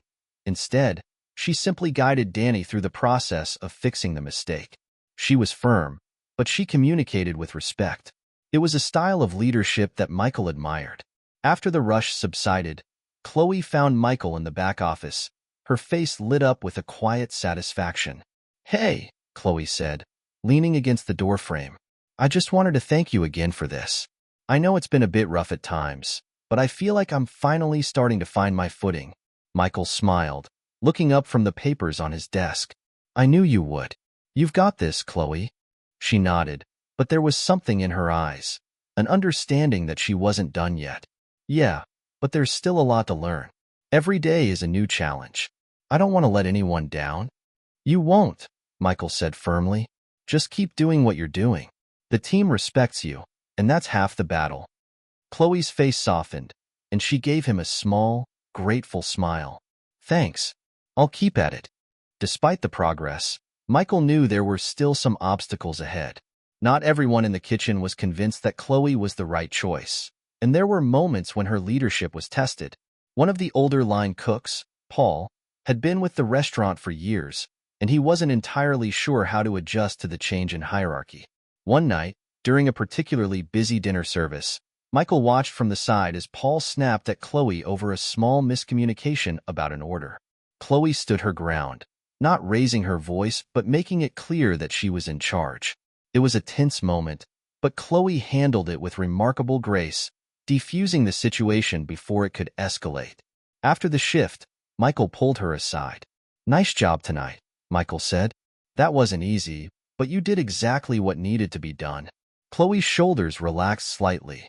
"It's not always going to be easy, is it?" Michael shook his head. "No, but if you keep leading with confidence and respect, the team will follow. You've earned their respect. Just keep proving that you're here to support them." She nodded. "Thanks. I'm learning." By the end of the month, it was clear that the kitchen was operating more smoothly. There were still hiccups. No team is without its challenges. But Chloe had found her rhythm, and with Michael's mentorship, she was becoming the kind of leader the restaurant needed. The team had rallied behind her, and the restaurant was beginning to feel like a true family again. As Michael watched Chloe handle yet another busy dinner service, he couldn't help but smile. He had made the right choice. The restaurant was moving forward, stronger than ever, and with Chloe leading the charge, there was no telling how far they could go. It was the kind of morning Michael usually welcomed, quiet, calm, with the kitchen bustling in its usual rhythm. But this morning, something was different. The air was thick with anticipation, a subtle tension that Michael couldn't quite place. He had learned to trust his instincts, and right now, They were telling him that something was about to happen. Angela walked into the kitchen, her face unreadable. She glanced at Michael, who was in the middle of checking the prep station, and motioned for him to follow her. Michael nodded, wiping his hands on his apron before following her to the office. Once the door was closed behind them, Angela spoke. "We've got a problem," she said, her voice tight. Michael raised an eyebrow. "What's going on?" Angela took a deep breath. "I just got a call. We've got an inspection scheduled for this afternoon. A surprise one." Michael blinked, processing the news. "A surprise inspection? Who?" "Luca Montague," she said, her tone heavy with concern. "A food critic from the New York Post. He's notoriously tough. If he doesn't like something, he won't just leave a bad review. He'll destroy a restaurant's reputation. And we've got less than a day to prepare." Michael felt his stomach drop. Luca Montague was one of the toughest critics in the city. If anyone could tear apart their hard work, it was him. The pressure was on, and it was going to be up to Michael, Angela, and Chloe to make sure the restaurant passed this test with flying colors. "I'll talk to Chloe," Michael said, his voice resolute. "We'll make sure everything's in place. We'll nail this." Chloe was already in the kitchen, overseeing the morning prep, when Michael pulled her aside. She looked up at him, noting the serious expression on his face. "What's going on?" Chloe asked, wiping her hands on a towel. Michael didn't waste time. "We've got a surprise inspection today. Luca Montague from the New York Post. He's coming in for lunch, and we've got to make sure everything is perfect. No pressure, right?" Chloe's eyes widened. She had heard of Montague. The food world trembled at his reviews. If they didn't impress him, the restaurant could lose its reputation overnight. "Luca Montague?" Chloe repeated, the words almost tasting foreign on her tongue. "You're kidding." "I wish I were," Michael said, shaking his head. "But he's coming, and we need to be ready. Everything has to be flawless. I'm counting on you to lead the team through this." Chloe straightened up, her eyes narrowing with determination. "Okay, we'll do this. I'll make sure the kitchen's ready." The next few hours were a blur. Chloe was in full-on leadership mode. She moved around the kitchen like a force of nature, directing the staff, checking the quality of the dishes, and ensuring every prep station was spotless. She was everywhere, a constant presence, leading by example. Michael couldn't help but feel a sense of pride watching her work. She had come so far since her promotion, and now, in the face of their biggest challenge, she was stepping up in ways he hadn't expected. Angela was working in the front of the house, briefing the waitstaff on the importance of maintaining perfect service. They couldn't afford any mistakes, not with a critic like Montague in the dining room. Every dish, every word, every gesture had to be precise, flawless. By the time Montague's arrival was imminent, the tension in the restaurant was palpable. The staff had been briefed, the kitchen was pristine, and the menu was set. Michael took a deep breath, readying himself for whatever the critic would throw their way. When Luca Montague walked into the restaurant, it felt like time itself had stopped. He was tall, impeccably dressed, with a sharpness in his eyes that seemed to weigh every person in the room, every dish being served. Michael met him at the door, offering his best smile and handshake. "Mr. Montague, it's an honor to have you here," Michael said, his voice calm but firm. Montague looked at him with a slight nod. "We'll see about that," he replied, his tone dry. Michael led Montague to his table, watching as the critic's eyes scanned the surroundings. The restaurant had always had a certain charm, elegant, intimate, but never overdone. Michael hoped it was enough to make a good first impression, but he knew that Montague would be more interested in the food than the decor. As Montague settled into his seat, Michael turned to Chloe, who was overseeing the kitchen with an intensity he hadn't seen before. "This is it," Michael said, meeting her eyes. "Make sure every plate that goes out is perfect." Chloe gave him a small nod, and without another word, she turned to her team. "Okay, everyone, this is the real deal. We make it or break it today. No mistakes." The team nodded, and the kitchen sprang into action, moving like a well-oiled machine. It was crunch time. Every dish had to be prepared to perfection, every plate precisely executed. The pressure was mounting, but there was no room for hesitation. Michael knew that Chloe had been preparing for this moment for weeks. This was her time to prove herself, not just as a sous chef, but as the leader the team needed. As the first courses made their way to Montague's table, Michael observed from a distance. The critic picked up his fork and took a bite, his expression unreadable. Michael held his breath, hoping for the best but bracing for the worst. A bad review from Montague could spell disaster, but it was too late to turn back now. Minutes passed. Montague didn't speak. He took another bite, then another. The silence stretched on. The tension in the room was unbearable. But then, Montague set his fork down and looked up at the server, who was nervously awaiting his verdict. "Tell the chef," Montague said coolly. "The risotto is cooked perfectly." Michael exhaled in relief. He caught Chloe's eye in the kitchen and saw the briefest flicker of pride in her expression. They had made it past the first test. The rest of the lunch service went by in a blur of high-pressure moments. Montague didn't speak much, but his nods of approval were a clear sign that he was impressed. The staff moved in sync, anticipating every need, ensuring each course was presented beautifully and served at the right temperature. Every detail mattered. By the time dessert was served, Michael felt the weight on his shoulders begin to lift. The critic had finished his meal, and the final test was over. They had passed.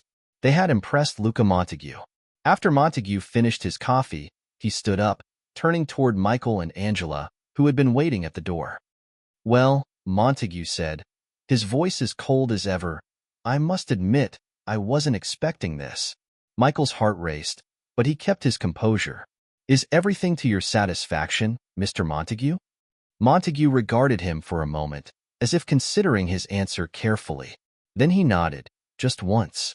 The food was exceptional. Service was impeccable. "I'll be recommending this place to my readers. You'll do just fine in the food world." Michael felt a rush of relief.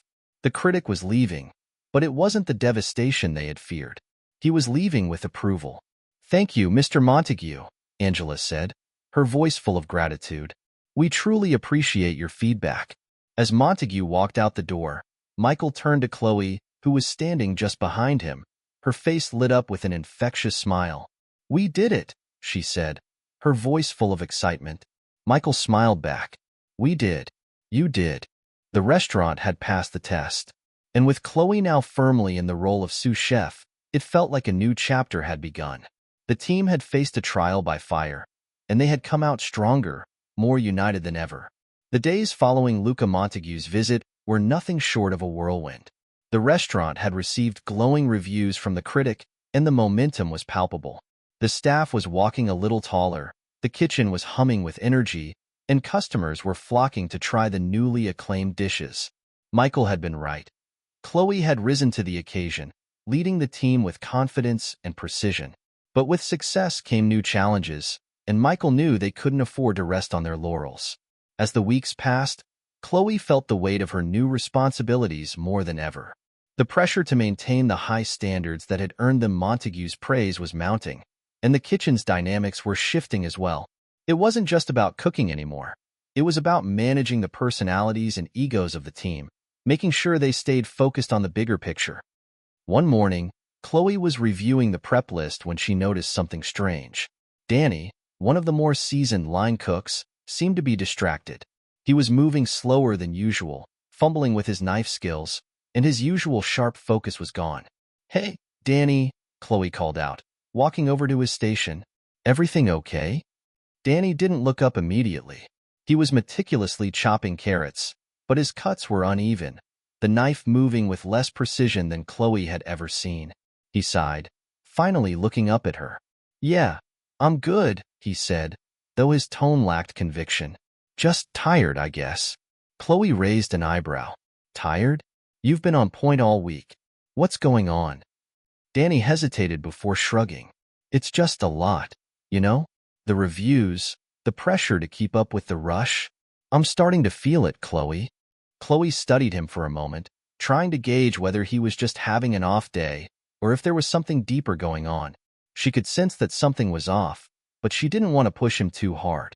"Well, we've got to keep the energy up," Chloe said gently.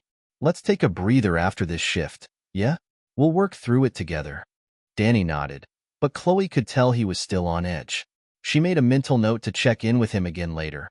She knew the pressure of the kitchen could be overwhelming, especially after a successful run like theirs. But there was something more to this, something she couldn't quite place. The day passed in a blur of orders and preparation. As the evening service began, Chloe could feel the team settling into their rhythm. The restaurant was full, the kitchen was busy, but it felt like a well-oiled machine. Chloe had adjusted to the demands of her role, and even when things got hectic, she maintained a sense of calm that the team had come to rely on. That was, until the incident. It happened quickly. A miscommunication between two line cooks led to an order being sent out incorrectly. The dish, which was meant to be a delicate salmon entree, was overcooked, and the garnish was wrong. Chloe had been supervising the plating when she noticed the mistake, and before she could step in, the ticket had already been called out. Her pulse quickened. The last thing they needed was a mistake, especially with a packed dining room. She rushed over to the station, but Paul, one of the more veteran cooks, was already fixing it. He looked up at Chloe as he adjusted the dish. "I've got this," Paul said curtly. Chloe hesitated for a moment. She knew Paul was experienced, but she had also learned that it was important to assert herself, to let the team know that she was in charge. After all, the kitchen was her responsibility now. "Paul, I need to see it first," Chloe said, trying to keep her voice steady. Paul didn't respond immediately, his face tight. Finally, he sighed and slid the plate over to her. "You want to second-guess everything I do now?" Paul muttered under his breath. Chloe's stomach dropped. There was a simmering tension between her and Paul, and it was becoming more evident with every shift. He had been with the restaurant for years, and it wasn't easy for him to take direction from someone younger. She knew this, but now, more than ever, she couldn't afford to let him, or anyone, undermine her authority. "I'm not second-guessing you, Paul," Chloe said, meeting his eyes. "I'm just making sure we don't mess this up. We're all in this together." Paul gave her a tight-lipped smile, but it didn't reach his eyes. "Sure," he said, before turning back to the stove. Chloe stood there for a moment, feeling the weight of the situation. The tension in the kitchen was thickening, and she knew that it wasn't just Paul she had to worry about. It was the entire team. The stress of keeping the restaurant's reputation intact was starting to strain relationships, and if they weren't careful, it could all unravel. That night, after the last ticket was called and the kitchen began to wind down, Chloe pulled Michael aside. She had to talk to him. There was too much going on in her head, too many conflicting emotions, and she needed his guidance. "Michael," she said quietly, her voice filled with uncertainty, "I need your help. The kitchen's starting to feel off. There's tension between me and some of the team, especially with Paul." Michael sighed and nodded, understanding the gravity of the situation. "I figured something was going on. It's not easy, Chloe. You're asking them to trust you, but for some of them, it's hard to shift the dynamic.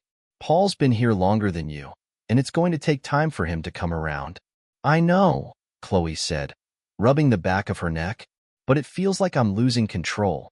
The team respects me, but I can feel the resentment. I don't know how much longer I can keep everyone together." Michael put a hand on her shoulder, offering a comforting smile. "You're doing great. You're learning as you go, and you're handling it better than anyone I know. But you need to show them you're not just a boss, but part of the team. You've got to lead with confidence, but also with empathy. Let them see that you understand where they're coming from, and they'll come around. It's a balancing act." Chloe nodded slowly. "I get it. It's just hard. Sometimes I feel like I'm doing it all wrong." Michael gave her a reassuring smile. "You're doing just fine. Leadership isn't about having all the answers. It's about growing with your team. You've already proven you can lead under pressure. This is just another challenge to overcome." Chloe took a deep breath, feeling the weight of his words sink in. She had faced obstacles before, but this was different. The stakes were higher now, but she knew that if she could weather this storm, she could take the restaurant and her team anywhere. The next morning, Chloe gathered the team together for a quick meeting before the lunch shift. The kitchen was unusually quiet, the tension still lingering from the night before.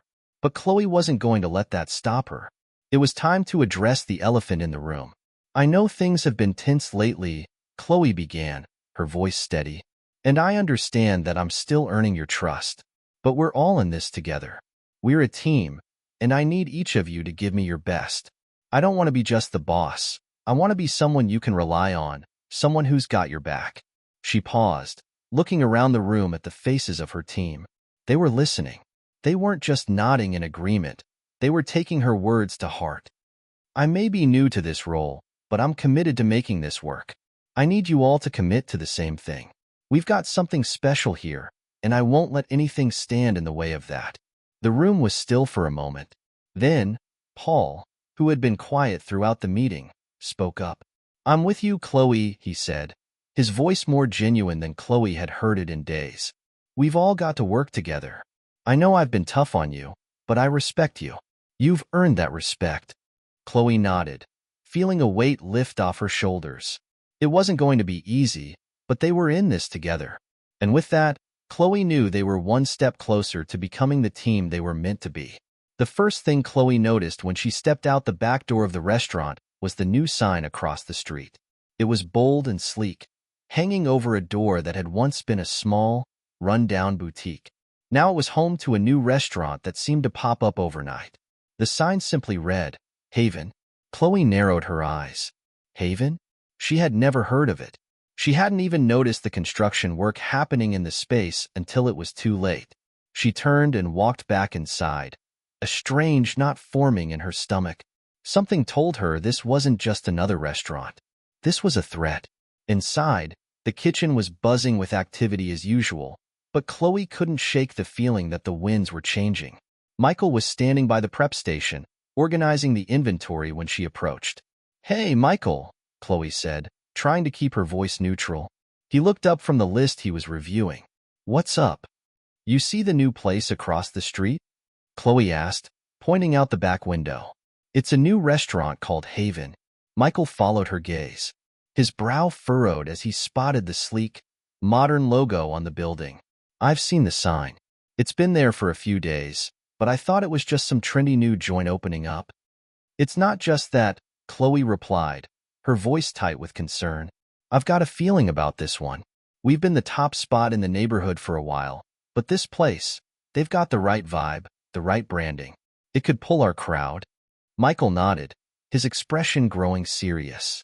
He had worked too hard to get the restaurant to where it was, and the thought of a competitor swooping in and taking what they had built wasn't sitting well with him. He glanced around the kitchen, where the staff was working with the usual intensity, and then looked back at Chloe. "We'll have to be smart about this," he said, his voice firm. "We can't ignore them. If they're after the same customers we are, then we need to step up our game. We're not going down without a fight." Over the next few days, Haven quickly became the talk of the neighborhood. It wasn't just the locals who were curious about the new place. It was food critics, bloggers, and influencers who flocked to check out what was so special. The buzz around it was overwhelming, and the line outside its doors only seemed to grow longer each day. Inside their own restaurant, the mood was tense. Despite the positive reviews they had received from Montague, Michael could sense the shift. People were distracted, talking about the competition. The feeling of being the best was slipping away. One afternoon, during the post-lunch lull, Chloe gathered the team in the kitchen for a meeting. She had to address the situation before it got any worse. Her voice echoed through the kitchen as she called for everyone's attention. "All right, listen up," she began, standing in front of the stainless steel prep stations. "We've all noticed Haven across the street. I'm not going to sugarcoat it. They're gunning for our customers. But I'm not going to let them just waltz in and take what we've worked so hard for." There was a murmur of agreement from the staff. Some of the newer cooks seemed nervous, but the more seasoned ones, like Paul, stood a little straighter.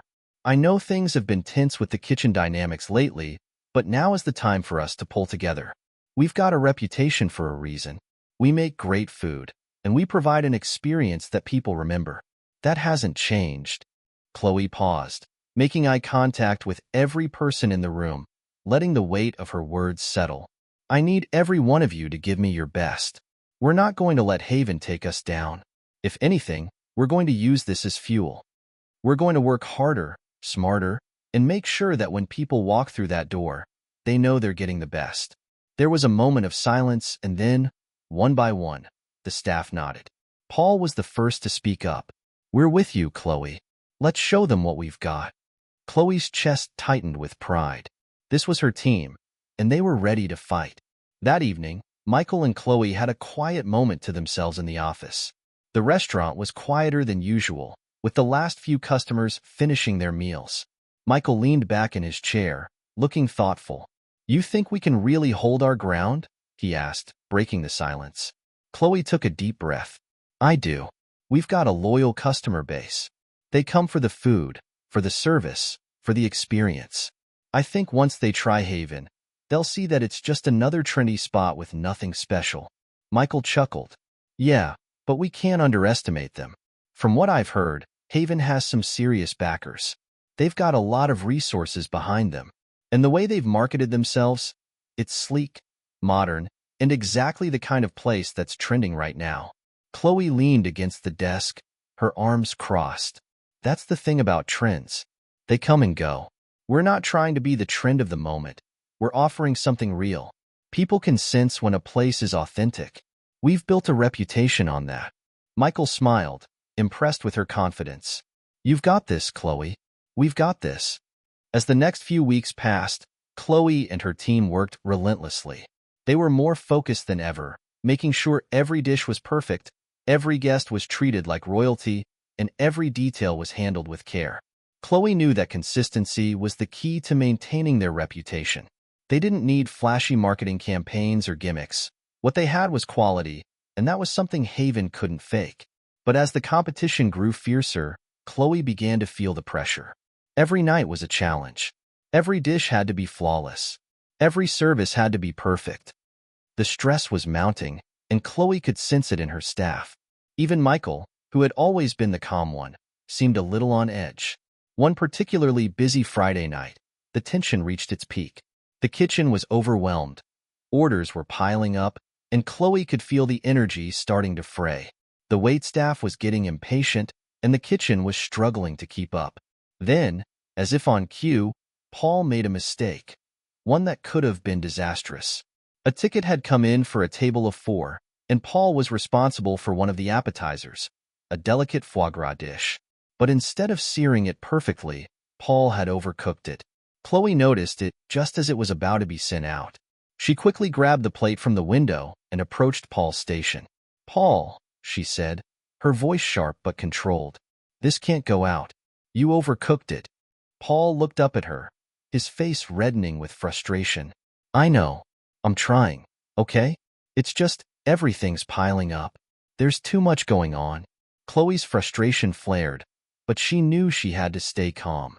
"I understand, Paul, but we can't afford mistakes like this. The customers are counting on us to get it right." Paul ran a hand through his hair. "Yeah, I get it, but I'm doing my best here." Chloe took a deep breath, trying to let the tension roll off her shoulders. "I know you are, but we've got to do better. We're not going to let Haven win by default. We're better than this." There was a long pause, and then Paul met her eyes. "You're right. Let's fix it." They quickly regrouped, and after a few tense moments, the dish was remade and sent out in perfect form. Chloe felt a sense of relief wash over her, but she also knew the fight wasn't over. Haven was still out there, pushing for their customers, and the pressure on her team was only going to grow. As the weeks continued, Chloe felt the weight of the competition intensifying. But she also knew one thing for certain. They weren't going to back down. They had built something worth fighting for, and with her team behind her, she was ready for whatever came next. Chloe had just finished a busy lunch service when she walked into the office to check her phone. The buzz of the restaurant was still humming in her ears, the satisfaction of another successful service pulsing through her veins. But as she glanced at the notifications on her screen, a sinking feeling hit her in the pit of her stomach. A new review had been posted online, and it was from none other than Carla Walsh, a well-known food critic for Gastronome Weekly. Chloe's heart dropped as she clicked on the link, her mind already racing through worst-case scenarios. If Carla Walsh didn't like what they were doing, it could send a ripple effect through their entire reputation. The article headline almost felt like a punch to the gut. "Why Haven is the future of dining, and why Montague's is stuck in the past." Chloe's eyes scanned the review quickly, her hands tightening around her phone. Carla had written a scathing critique detailing everything from the restaurant's decor to the food, service, and atmosphere. She described the dishes as uninspired and stale, claiming that Montague's had fallen into a comfort zone that made it unappealing to a modern dining audience. The cherry on top? Carla had given them a 1-star rating, something they hadn't received since the early days of their opening. "This can't be happening," Chloe muttered, feeling the weight of the review pressing down on her chest. She quickly dialed Michael's number, her fingers shaking as she pressed the screen. It rang once, then twice, and finally Michael's voice broke through. "Chloe? Everything okay?" Chloe's voice was tight with frustration. "You need to see this, Michael. It's bad. It's really bad." A moment of silence passed before Michael spoke again, his tone more serious than before. "I'm on my way." By the time Michael arrived in the office, Chloe had already printed the review and laid it out on the desk, her mind still reeling from the sharp words. Michael read the review quickly, his expression hardening with every sentence.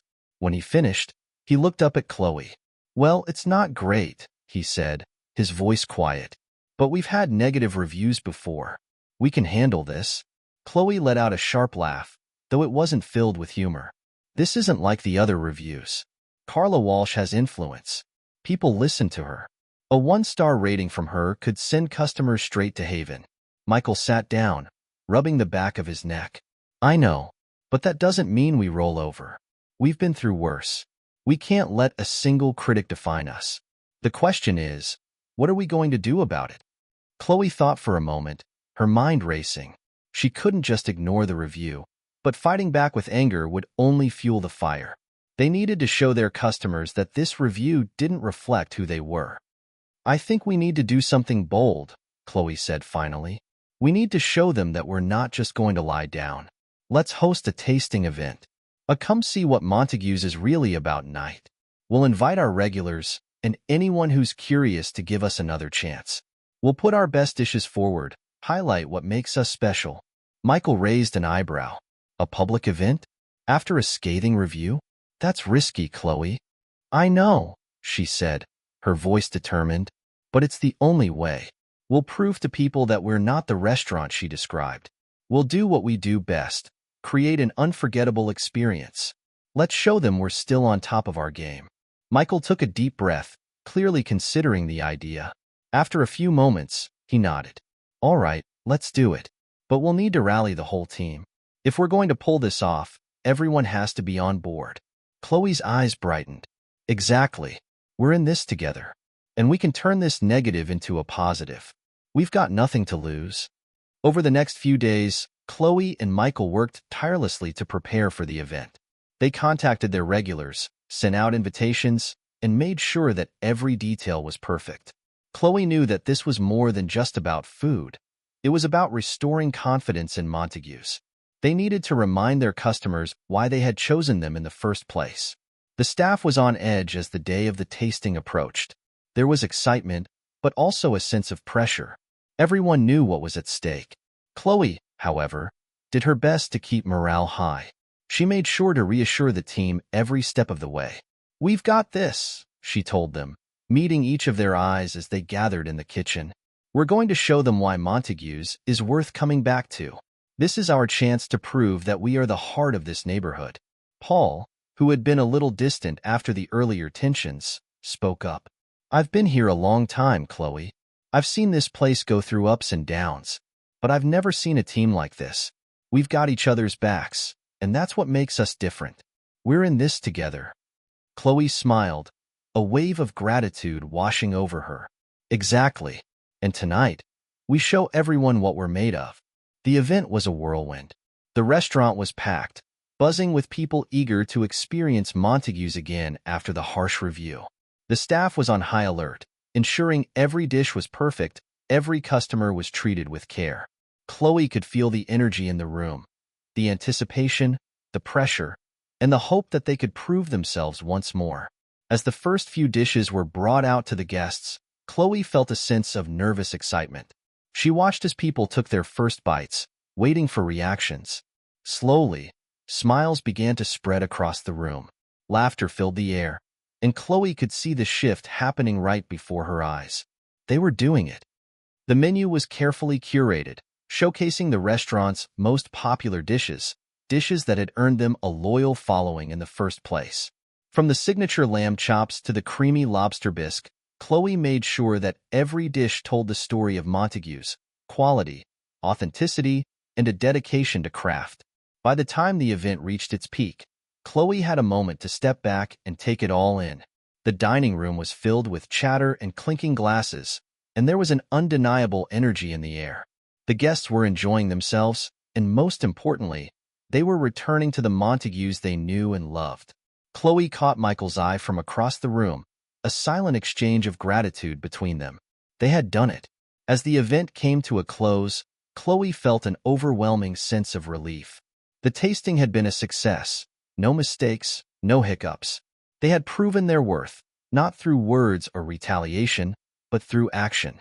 They had let the food speak for itself. Later that night, when the last guest had left and the kitchen was finally winding down, Chloe and Michael sat together in the quiet of the office. "We did it," Chloe said, a smile tugging at her lips. "We showed them." Michael leaned back in his chair, his expression filled with pride. "We sure did. You took a bad situation and turned it into a triumph. Montague's is back on top." Chloe's heart swelled with pride. It wasn't just about the food or the event. It was about the team they had built, the resilience they had shown, and the unwavering belief that they were capable of greatness.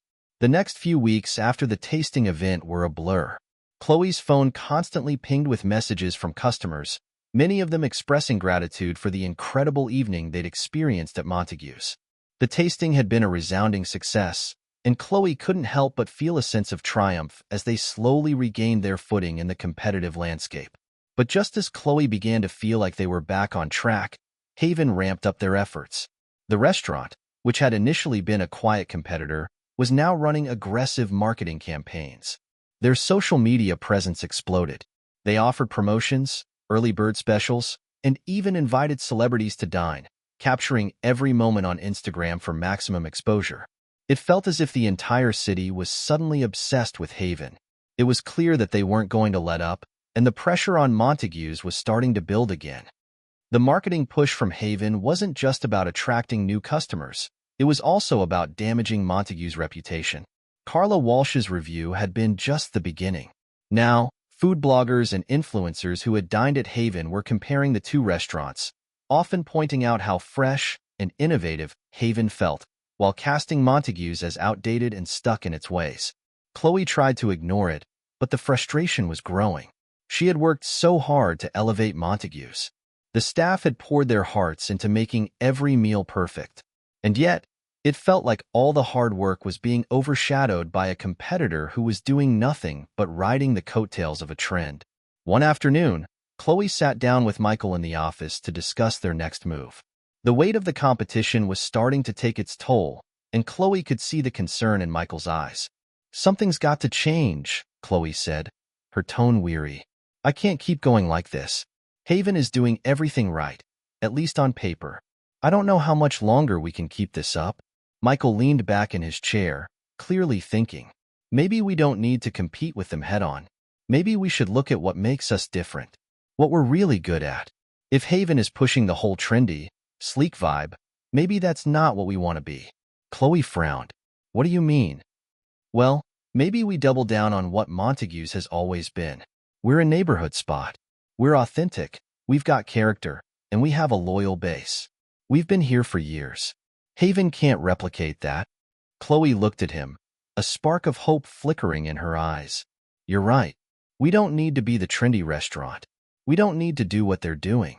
We just need to remind people why they fell in love with Montague's in the first place." Just as she was about to respond, there was a knock on the office door. Chloe looked up, slightly startled. "Come in." The door opened, and a woman entered. She was dressed in a smart blazer and had a confident air about her. Chloe had never seen her before, but she immediately sensed that this was someone important. "Hi, I'm Andrea Johnson," the woman said, extending a hand. "I'm a business consultant, and I've been following your restaurant story for a while now. I think I might be able to help." Michael and Chloe exchanged a surprised look before Chloe shook Andrea's hand. Nice to meet you, Andrea. How did you hear about us? Andrea smiled, taking a seat without waiting for permission. I've been following the local dining scene for years, and I've seen what Montague's has been going through. The competition from Haven is definitely a challenge, but I think you have an opportunity here that you might not have fully realized yet. Chloe raised an eyebrow. What kind of opportunity?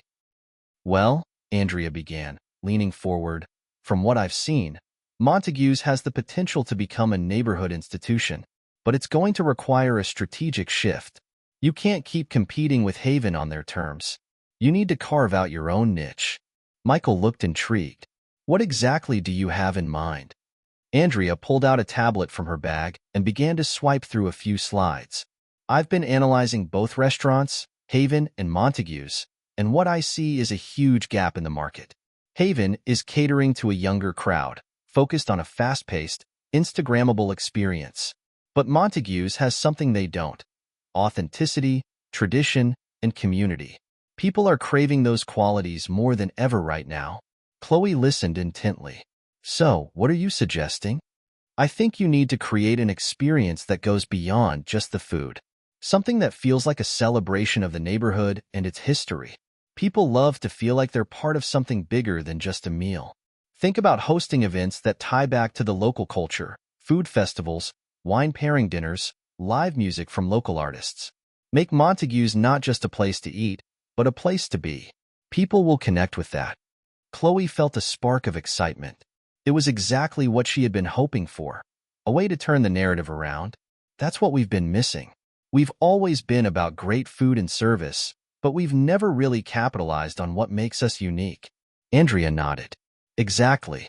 And I think we can start small, maybe with a neighborhood event to kick things off.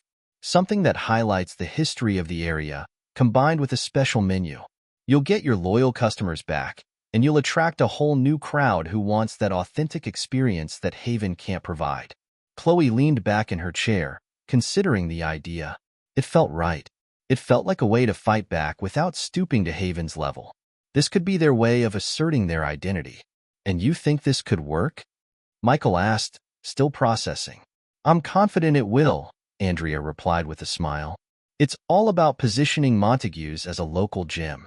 People love to support businesses that care about their community. This is your opportunity to remind everyone that Montague's is the heart of this neighborhood.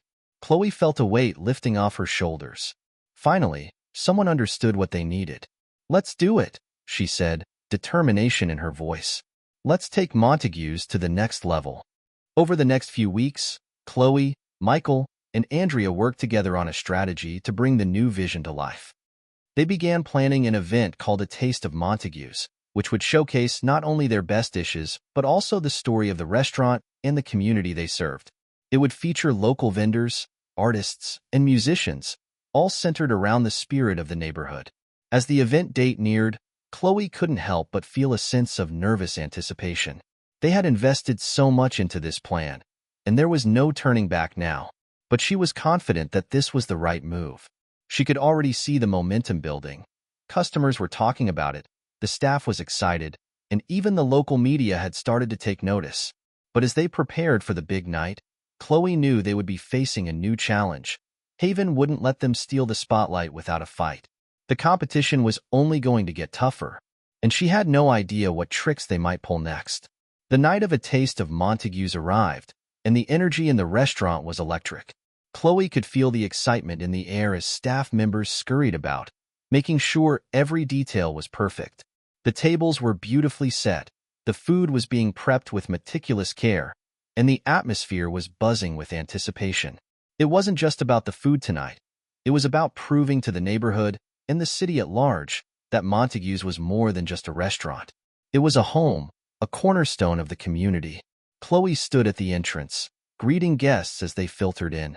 A sense of pride swelled in her chest as familiar faces and new ones alike gathered in the restaurant. There was no denying it. This was a celebration of Montague's, of everything they had built and everything they still had to offer. As the evening wore on, Chloe felt a wave of satisfaction. The guests were engaged, enjoying themselves, and the food was getting rave reviews. They had paired classic dishes with fresh, seasonal ingredients, and the presentation was as beautiful as it was delicious. Local musicians filled the air with soulful tunes, and artisans from around the neighborhood had set up booths showcasing their work. The event was everything Chloe had hoped for. But just as she started to feel that they were winning the battle for the city's attention, her phone buzzed with a notification. It was an Instagram post from Haven, and it wasn't just any post. It was a video, an elaborate production, showcasing the interior of their restaurant, featuring exclusive new menu items that they claimed were a step above the rest. The caption read, "Montague's may be trying to remind you of the past, but Haven is bringing the future of dining. Hashtag innovation at its finest." Chloe's stomach dropped as she watched the video. It was clear. Haven was trying to steal Montague's thunder. The polished, sleek visuals were a direct contrast to the warmth and authenticity Montague's had built its reputation on. But the timing of the post couldn't have been more pointed. As Montague's was throwing a celebration of community, Haven was positioning itself as the restaurant of the future, tapping into that same desire for something new. Chloe stared at the post for a moment before her eyes shifted to the restaurant around her. She could see that some of her guests were checking their phones, glancing at the post with a knowing smile. Were they comparing? Were they choosing sides? Her heart sank. Could the timing of this be a coincidence, or was Haven trying to sabotage Montague's moment? She quickly dialed Michael's number. "Michael," she said, trying to keep her voice steady. "Did you see this?" "Yeah, I did." Michael's voice came through, equally frustrated. "They've been planning this for a while.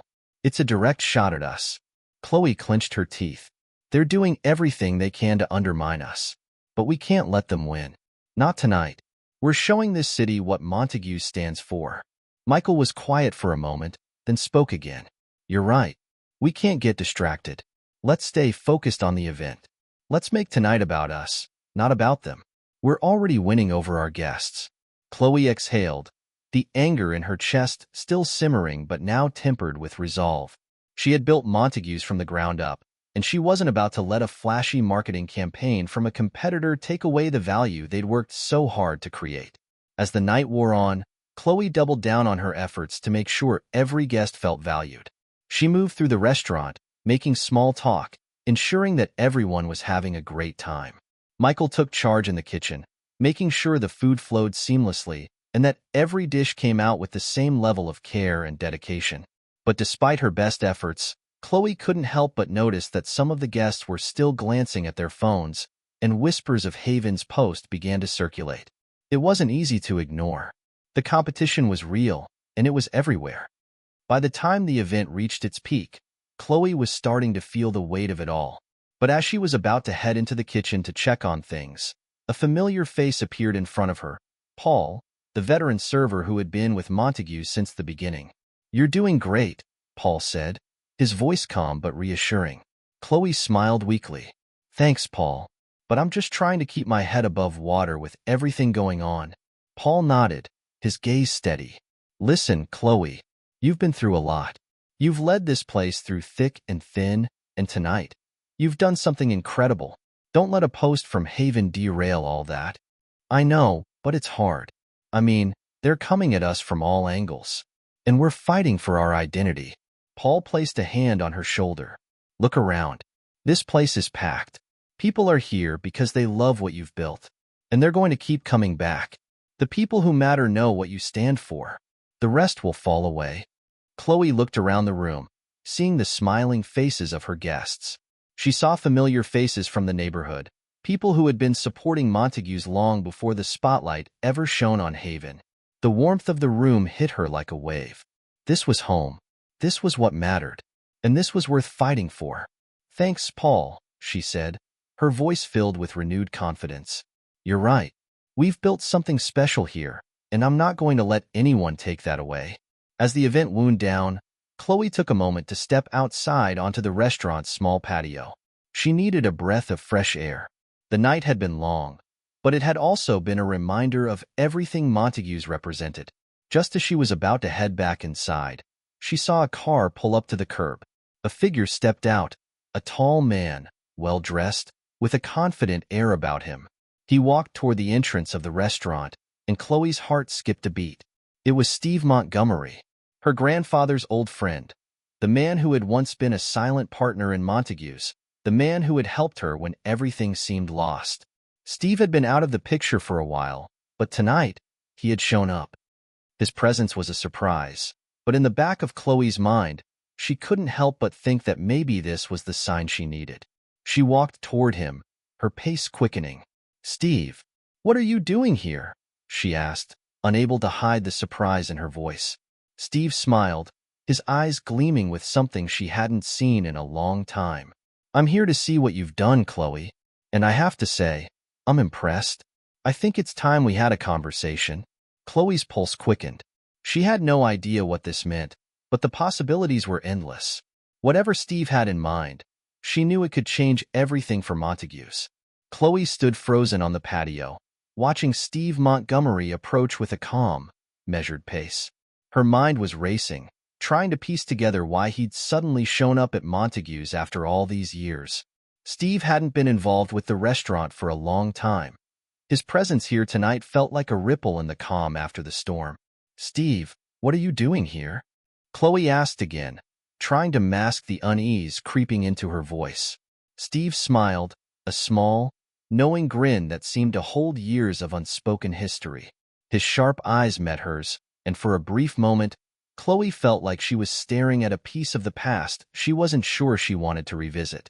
"I came to see for myself," Steve said, his voice steady but not without a hint of admiration. "I've been watching from the sidelines, Chloe. The way you've turned this place around, it's impressive." Chloe blinked, caught off guard by his words. "Thank you, Steve, but I wasn't expecting this. I mean, after all these years." Steve waved a hand dismissively. "I get it. I wasn't exactly in the picture for a while, but the truth is, I've always kept an eye on Montague's. It's in my blood, too. And right now, it looks like you could use some help. More than that, you need someone who believes in the legacy of this place. You need someone who can help you scale it, make Montague's more than just a restaurant. It could be an institution." Chloe felt a knot form in her stomach. The restaurant had been her grandfather's dream. It had been a labor of love for both him and her father, and Chloe had worked tirelessly to maintain that legacy. But Steve?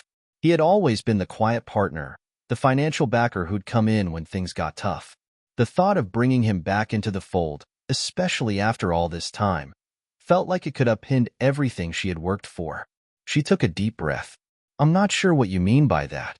You know how things have been here, Steve. We've been fighting for our place in this city's food scene. We're finally starting to see a little success with this event, but Haven is pushing back hard. What exactly are you offering?" Steve's gaze hardened for a moment, as though weighing his words carefully. "Chloe, I'm offering you the chance to take Montague's to a new level. You've done a great job, but you're fighting a war of attrition with Haven, and you're doing it alone. They've got the flashy, trendy appeal, and you've got the community roots. But you need resources to fight back. I can provide that." Chloe's heart raced. She couldn't tell if she was intrigued or cautious. "What do you mean by resources? What are you offering, exactly?" Steve paused for a moment, his eyes locked on hers. "I'm willing to invest in Montague's. Serious investment. We could expand the brand, open more locations, maybe even partner with local farms or suppliers to showcase truly unique products. But in exchange, I need some control. You'd still run the day-to-day, but I'd want a stake in the direction we take.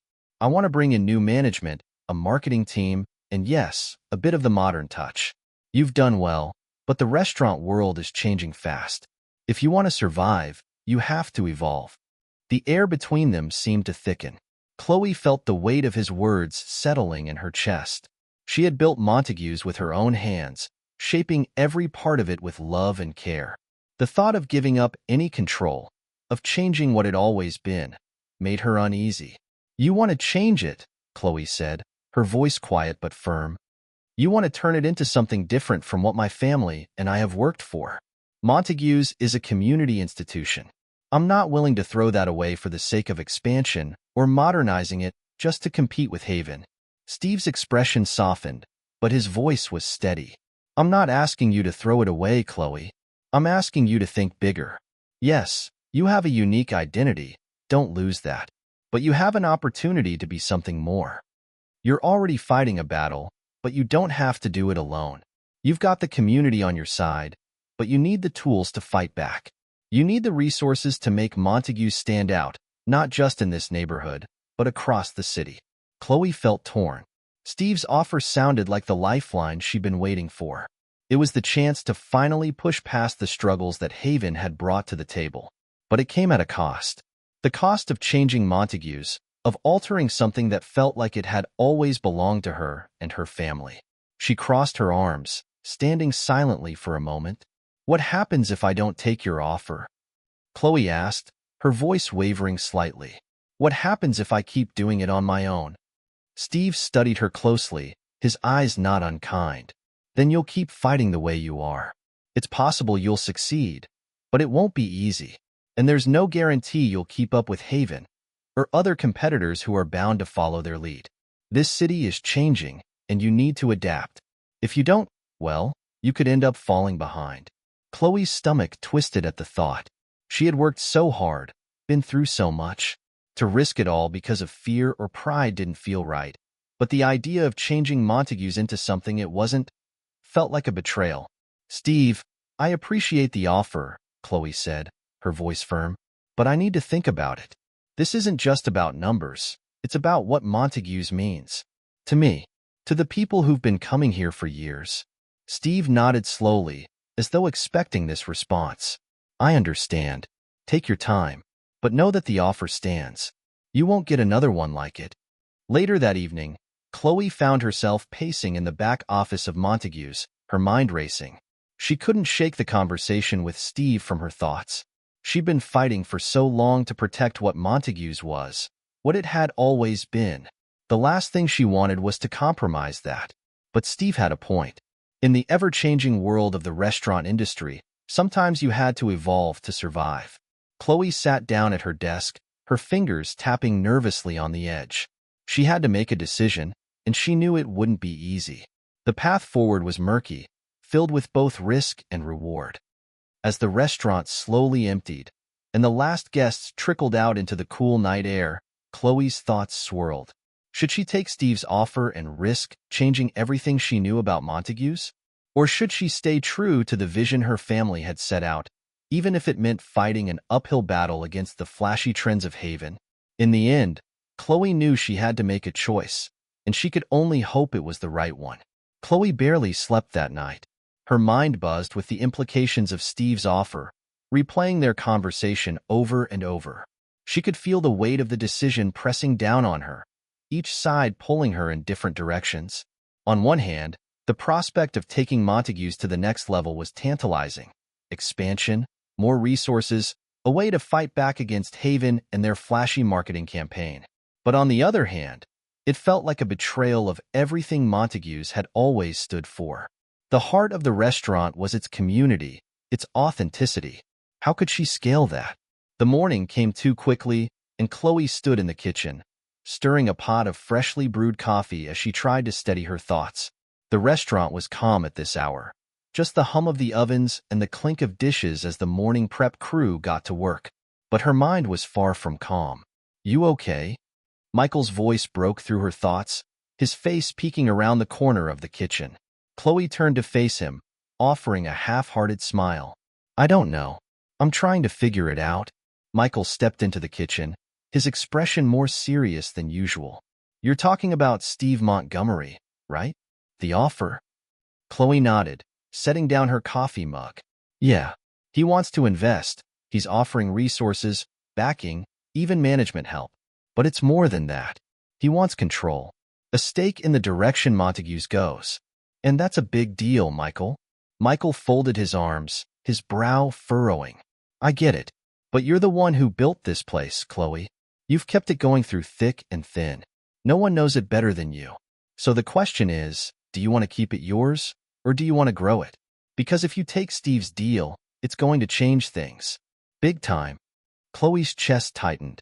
The words Michael spoke were like a mirror, reflecting her deepest fears. If she took Steve's offer, Montague's would become something else, a bigger, more polished version of itself, no longer just a restaurant but a brand, a business empire. But was that what she really wanted? Was that the future she had worked toward? I want to keep it ours, Chloe said, her voice a little shaky. But at what cost? The competition is fierce, Michael. Haven is just getting started, and they've got money, influence, everything we don't have. If we don't adapt, we'll fall behind. I know that, but I'm afraid that if I take Steve's offer, we won't be Montagues anymore. We'll be something else. Michael stepped closer, placing a hand on her shoulder. I think you're worried about the wrong thing. You've built something incredible here, Chloe, and you can keep it that way. You just need to be smart about it. You don't have to sell your soul to keep moving forward. You can find a middle ground, and if anyone can do it, it's you. His words struck a chord, and Chloe felt a glimmer of hope. Maybe there was a way to move forward without compromising everything she'd worked so hard for. I just don't know how, she admitted, her voice barely above a whisper. I think you'll figure it out, Michael said with a small smile. You always do. Later that afternoon, Chloe found herself back at the restaurant's front desk, staring at Steve's business card. She had called him earlier, asking for a meeting. But now that the time was here, she felt the weight of it all crashing down. It wasn't just about the restaurant anymore. It was about her identity as a business owner, her values, and her future. When Steve arrived, he didn't waste any time. He walked into Montague's with the same air of confidence that had always characterized him. Dressed in a sharp suit, his hair neatly styled, exuding the kind of authority that had made him successful in his other ventures. Chloe could tell that Steve was used to getting what he wanted, and the thought of giving him control over any part of Montague's unsettled her. But he wasn't here to play games. He was here to get down to business. Chloe, he said, extending his hand, it's good to see you again. She shook his hand firmly, then gestured for him to sit at the small table near the window. Thanks for meeting with me. I've been thinking a lot about your offer. Steve took a seat, folding his hands in front of him. I figured you would. This isn't an easy decision, but I believe it's the right one. Montague's has a lot of potential. It's more than just a restaurant, it's a legacy. But it needs more than just heart to survive in today's market. You need infrastructure. You need to be ahead of the curve. Chloe crossed her arms, looking at him carefully. I get that, but it's not just about surviving. It's about staying true to what Montague's has always been. If we start making changes that take away from the community feel, the authenticity, then I think we'll lose everything that makes this place special. And that's not something I'm willing to do. Steve leaned forward slightly, his voice softening. I understand your concern. I'm not asking you to change the soul of Montague's. What I'm offering is a way to preserve that soul while giving you the tools you need to thrive. You can keep the heart of the place, Chloe, but you need to be able to scale, to grow. We're in a different world now. You're fighting against a machine. You don't have to fight alone. Chloe felt torn. Steve's words made sense on a surface level, but she couldn't shake the feeling that something would inevitably change if she took the deal. Montague's was a sanctuary, a safe space. It had always been more than just a business to her. It was part of her family, part of her story. I need some time to think about it, Chloe said finally, her voice steady. I appreciate your offer, Steve, but this is a decision that I can't make lightly. Steve nodded, his expression unreadable. Take all the time you need, but just know, the opportunity won't be here forever. I'm ready when you are. As Steve left, Chloe stood by the door, her mind swirling. She knew he was right in some ways. Montague's couldn't stay small forever. The world was changing, and businesses had to adapt. But the fear of losing what made Montague's was almost too much to bear. She thought of Michael's words, of the community they had built. She thought of her grandfather, who had always told her that the restaurant's legacy wasn't in its size. It was in its soul. As Chloe stepped outside for some air, she caught sight of the Haven crew setting up across the street, their sleek exterior taunting her. She knew she had a fight on her hands, one that would define not just the future of Montague's, but her own future as well. But Chloe wasn't the type to back down from a challenge, and as she stood there, watching the competition, something inside her clicked. The answer wasn't in Haven's flashy exterior or Steve's offer. The answer lay in staying true to the heart of Montague's, its authenticity, its community, and the legacy that had always been its core. She wasn't going to let anyone take that away. The morning after her meeting with Steve Montgomery, Chloe woke up with a heavy heart. Her mind had been restless the entire night, flipping between doubt and certainty. The weight of the decision, whether to sell part of Montague's soul for the chance to scale it or to stay true to the small, authentic space it had always been, was more than she had ever imagined. Each option felt like it came with its own set of risks, each decision leading down an unknown path. But she knew one thing for sure. She could no longer sit in limbo. She had to choose. As the sun filtered through the windows of Montague's, Chloe paced around the kitchen, checking in with her staff and ensuring everything was on track for the day. She loved this part of the morning, the quiet before the storm of lunch rush. It gave her time to think, to focus. But today, her mind was elsewhere. She had spoken with Michael again, late last night after Steve left, and his words echoed in her mind. You can preserve the soul of Montague's, Chloe. You just need to find a way to evolve without compromising what makes it special. Could she do that? Could she keep the essence of Montague's and still grow it to compete with Haven? The decision gnawed at her, and she realized it was time to stop overthinking. She couldn't be afraid of change, not anymore. If Montague's was going to thrive in this ever-evolving industry, she had to find a way to adapt without losing what made it hers, without losing the heart of the community. That afternoon, as the restaurant buzzed with customers, Chloe took a deep breath and dialed Steve Montgomery's number. It rang once, twice. Finally, Steve picked up, his voice calm as always. Chloe, I was starting to think I wouldn't hear from you. She paused, standing in the center of the dining room as the familiar hum of conversation swirled around her. I've made a decision, she said, her voice firm, but it's not exactly what you might have expected. Steve's tone shifted. I'm listening. I'm not going to take your offer, she continued, her heart pounding in her chest. Not in the way you've laid it out. I don't want to compromise what Montague's is, but I'm not going to stay stagnant either. There was a brief silence on the line before Steve spoke again, his voice a mixture of surprise and curiosity. So what does that mean?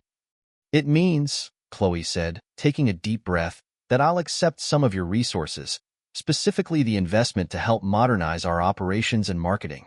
But I'm not going to give up control. I won't let someone come in and change the core of what this place is.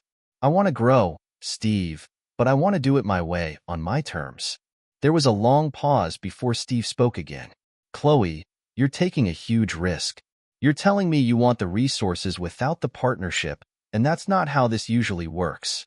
I know, Chloe replied, her voice steady despite the uncertainty she felt.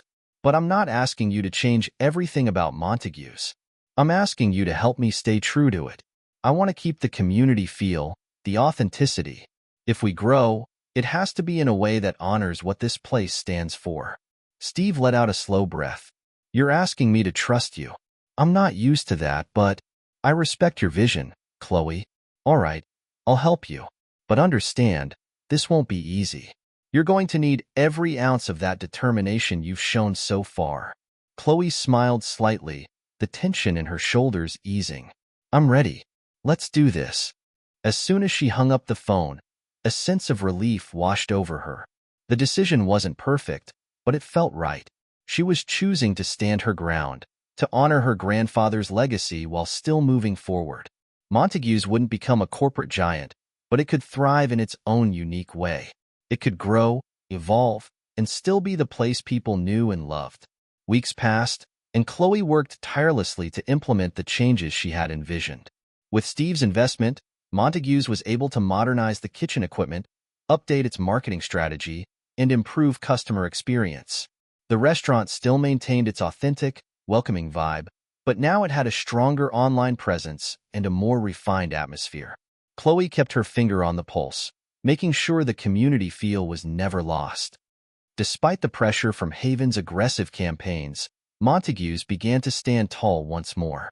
It wasn't flashy, it wasn't trendy, but it was real. The food remained the heart of the restaurant, the staff was more engaged than ever, and Chloe felt that spark of excitement again, that feeling of building something that was truly hers.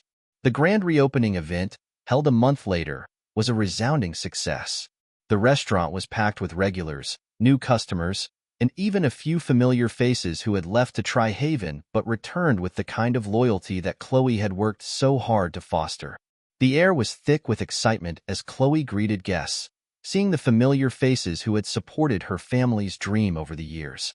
Her heart swelled with pride as she watched the place buzz with energy. Later that evening, as the last guests filed out, Michael walked over, a proud grin on his face. "You did it, Chloe." Montague's is back, stronger than ever. Chloe smiled back, her eyes scanning the restaurant. It was her place. It was theirs.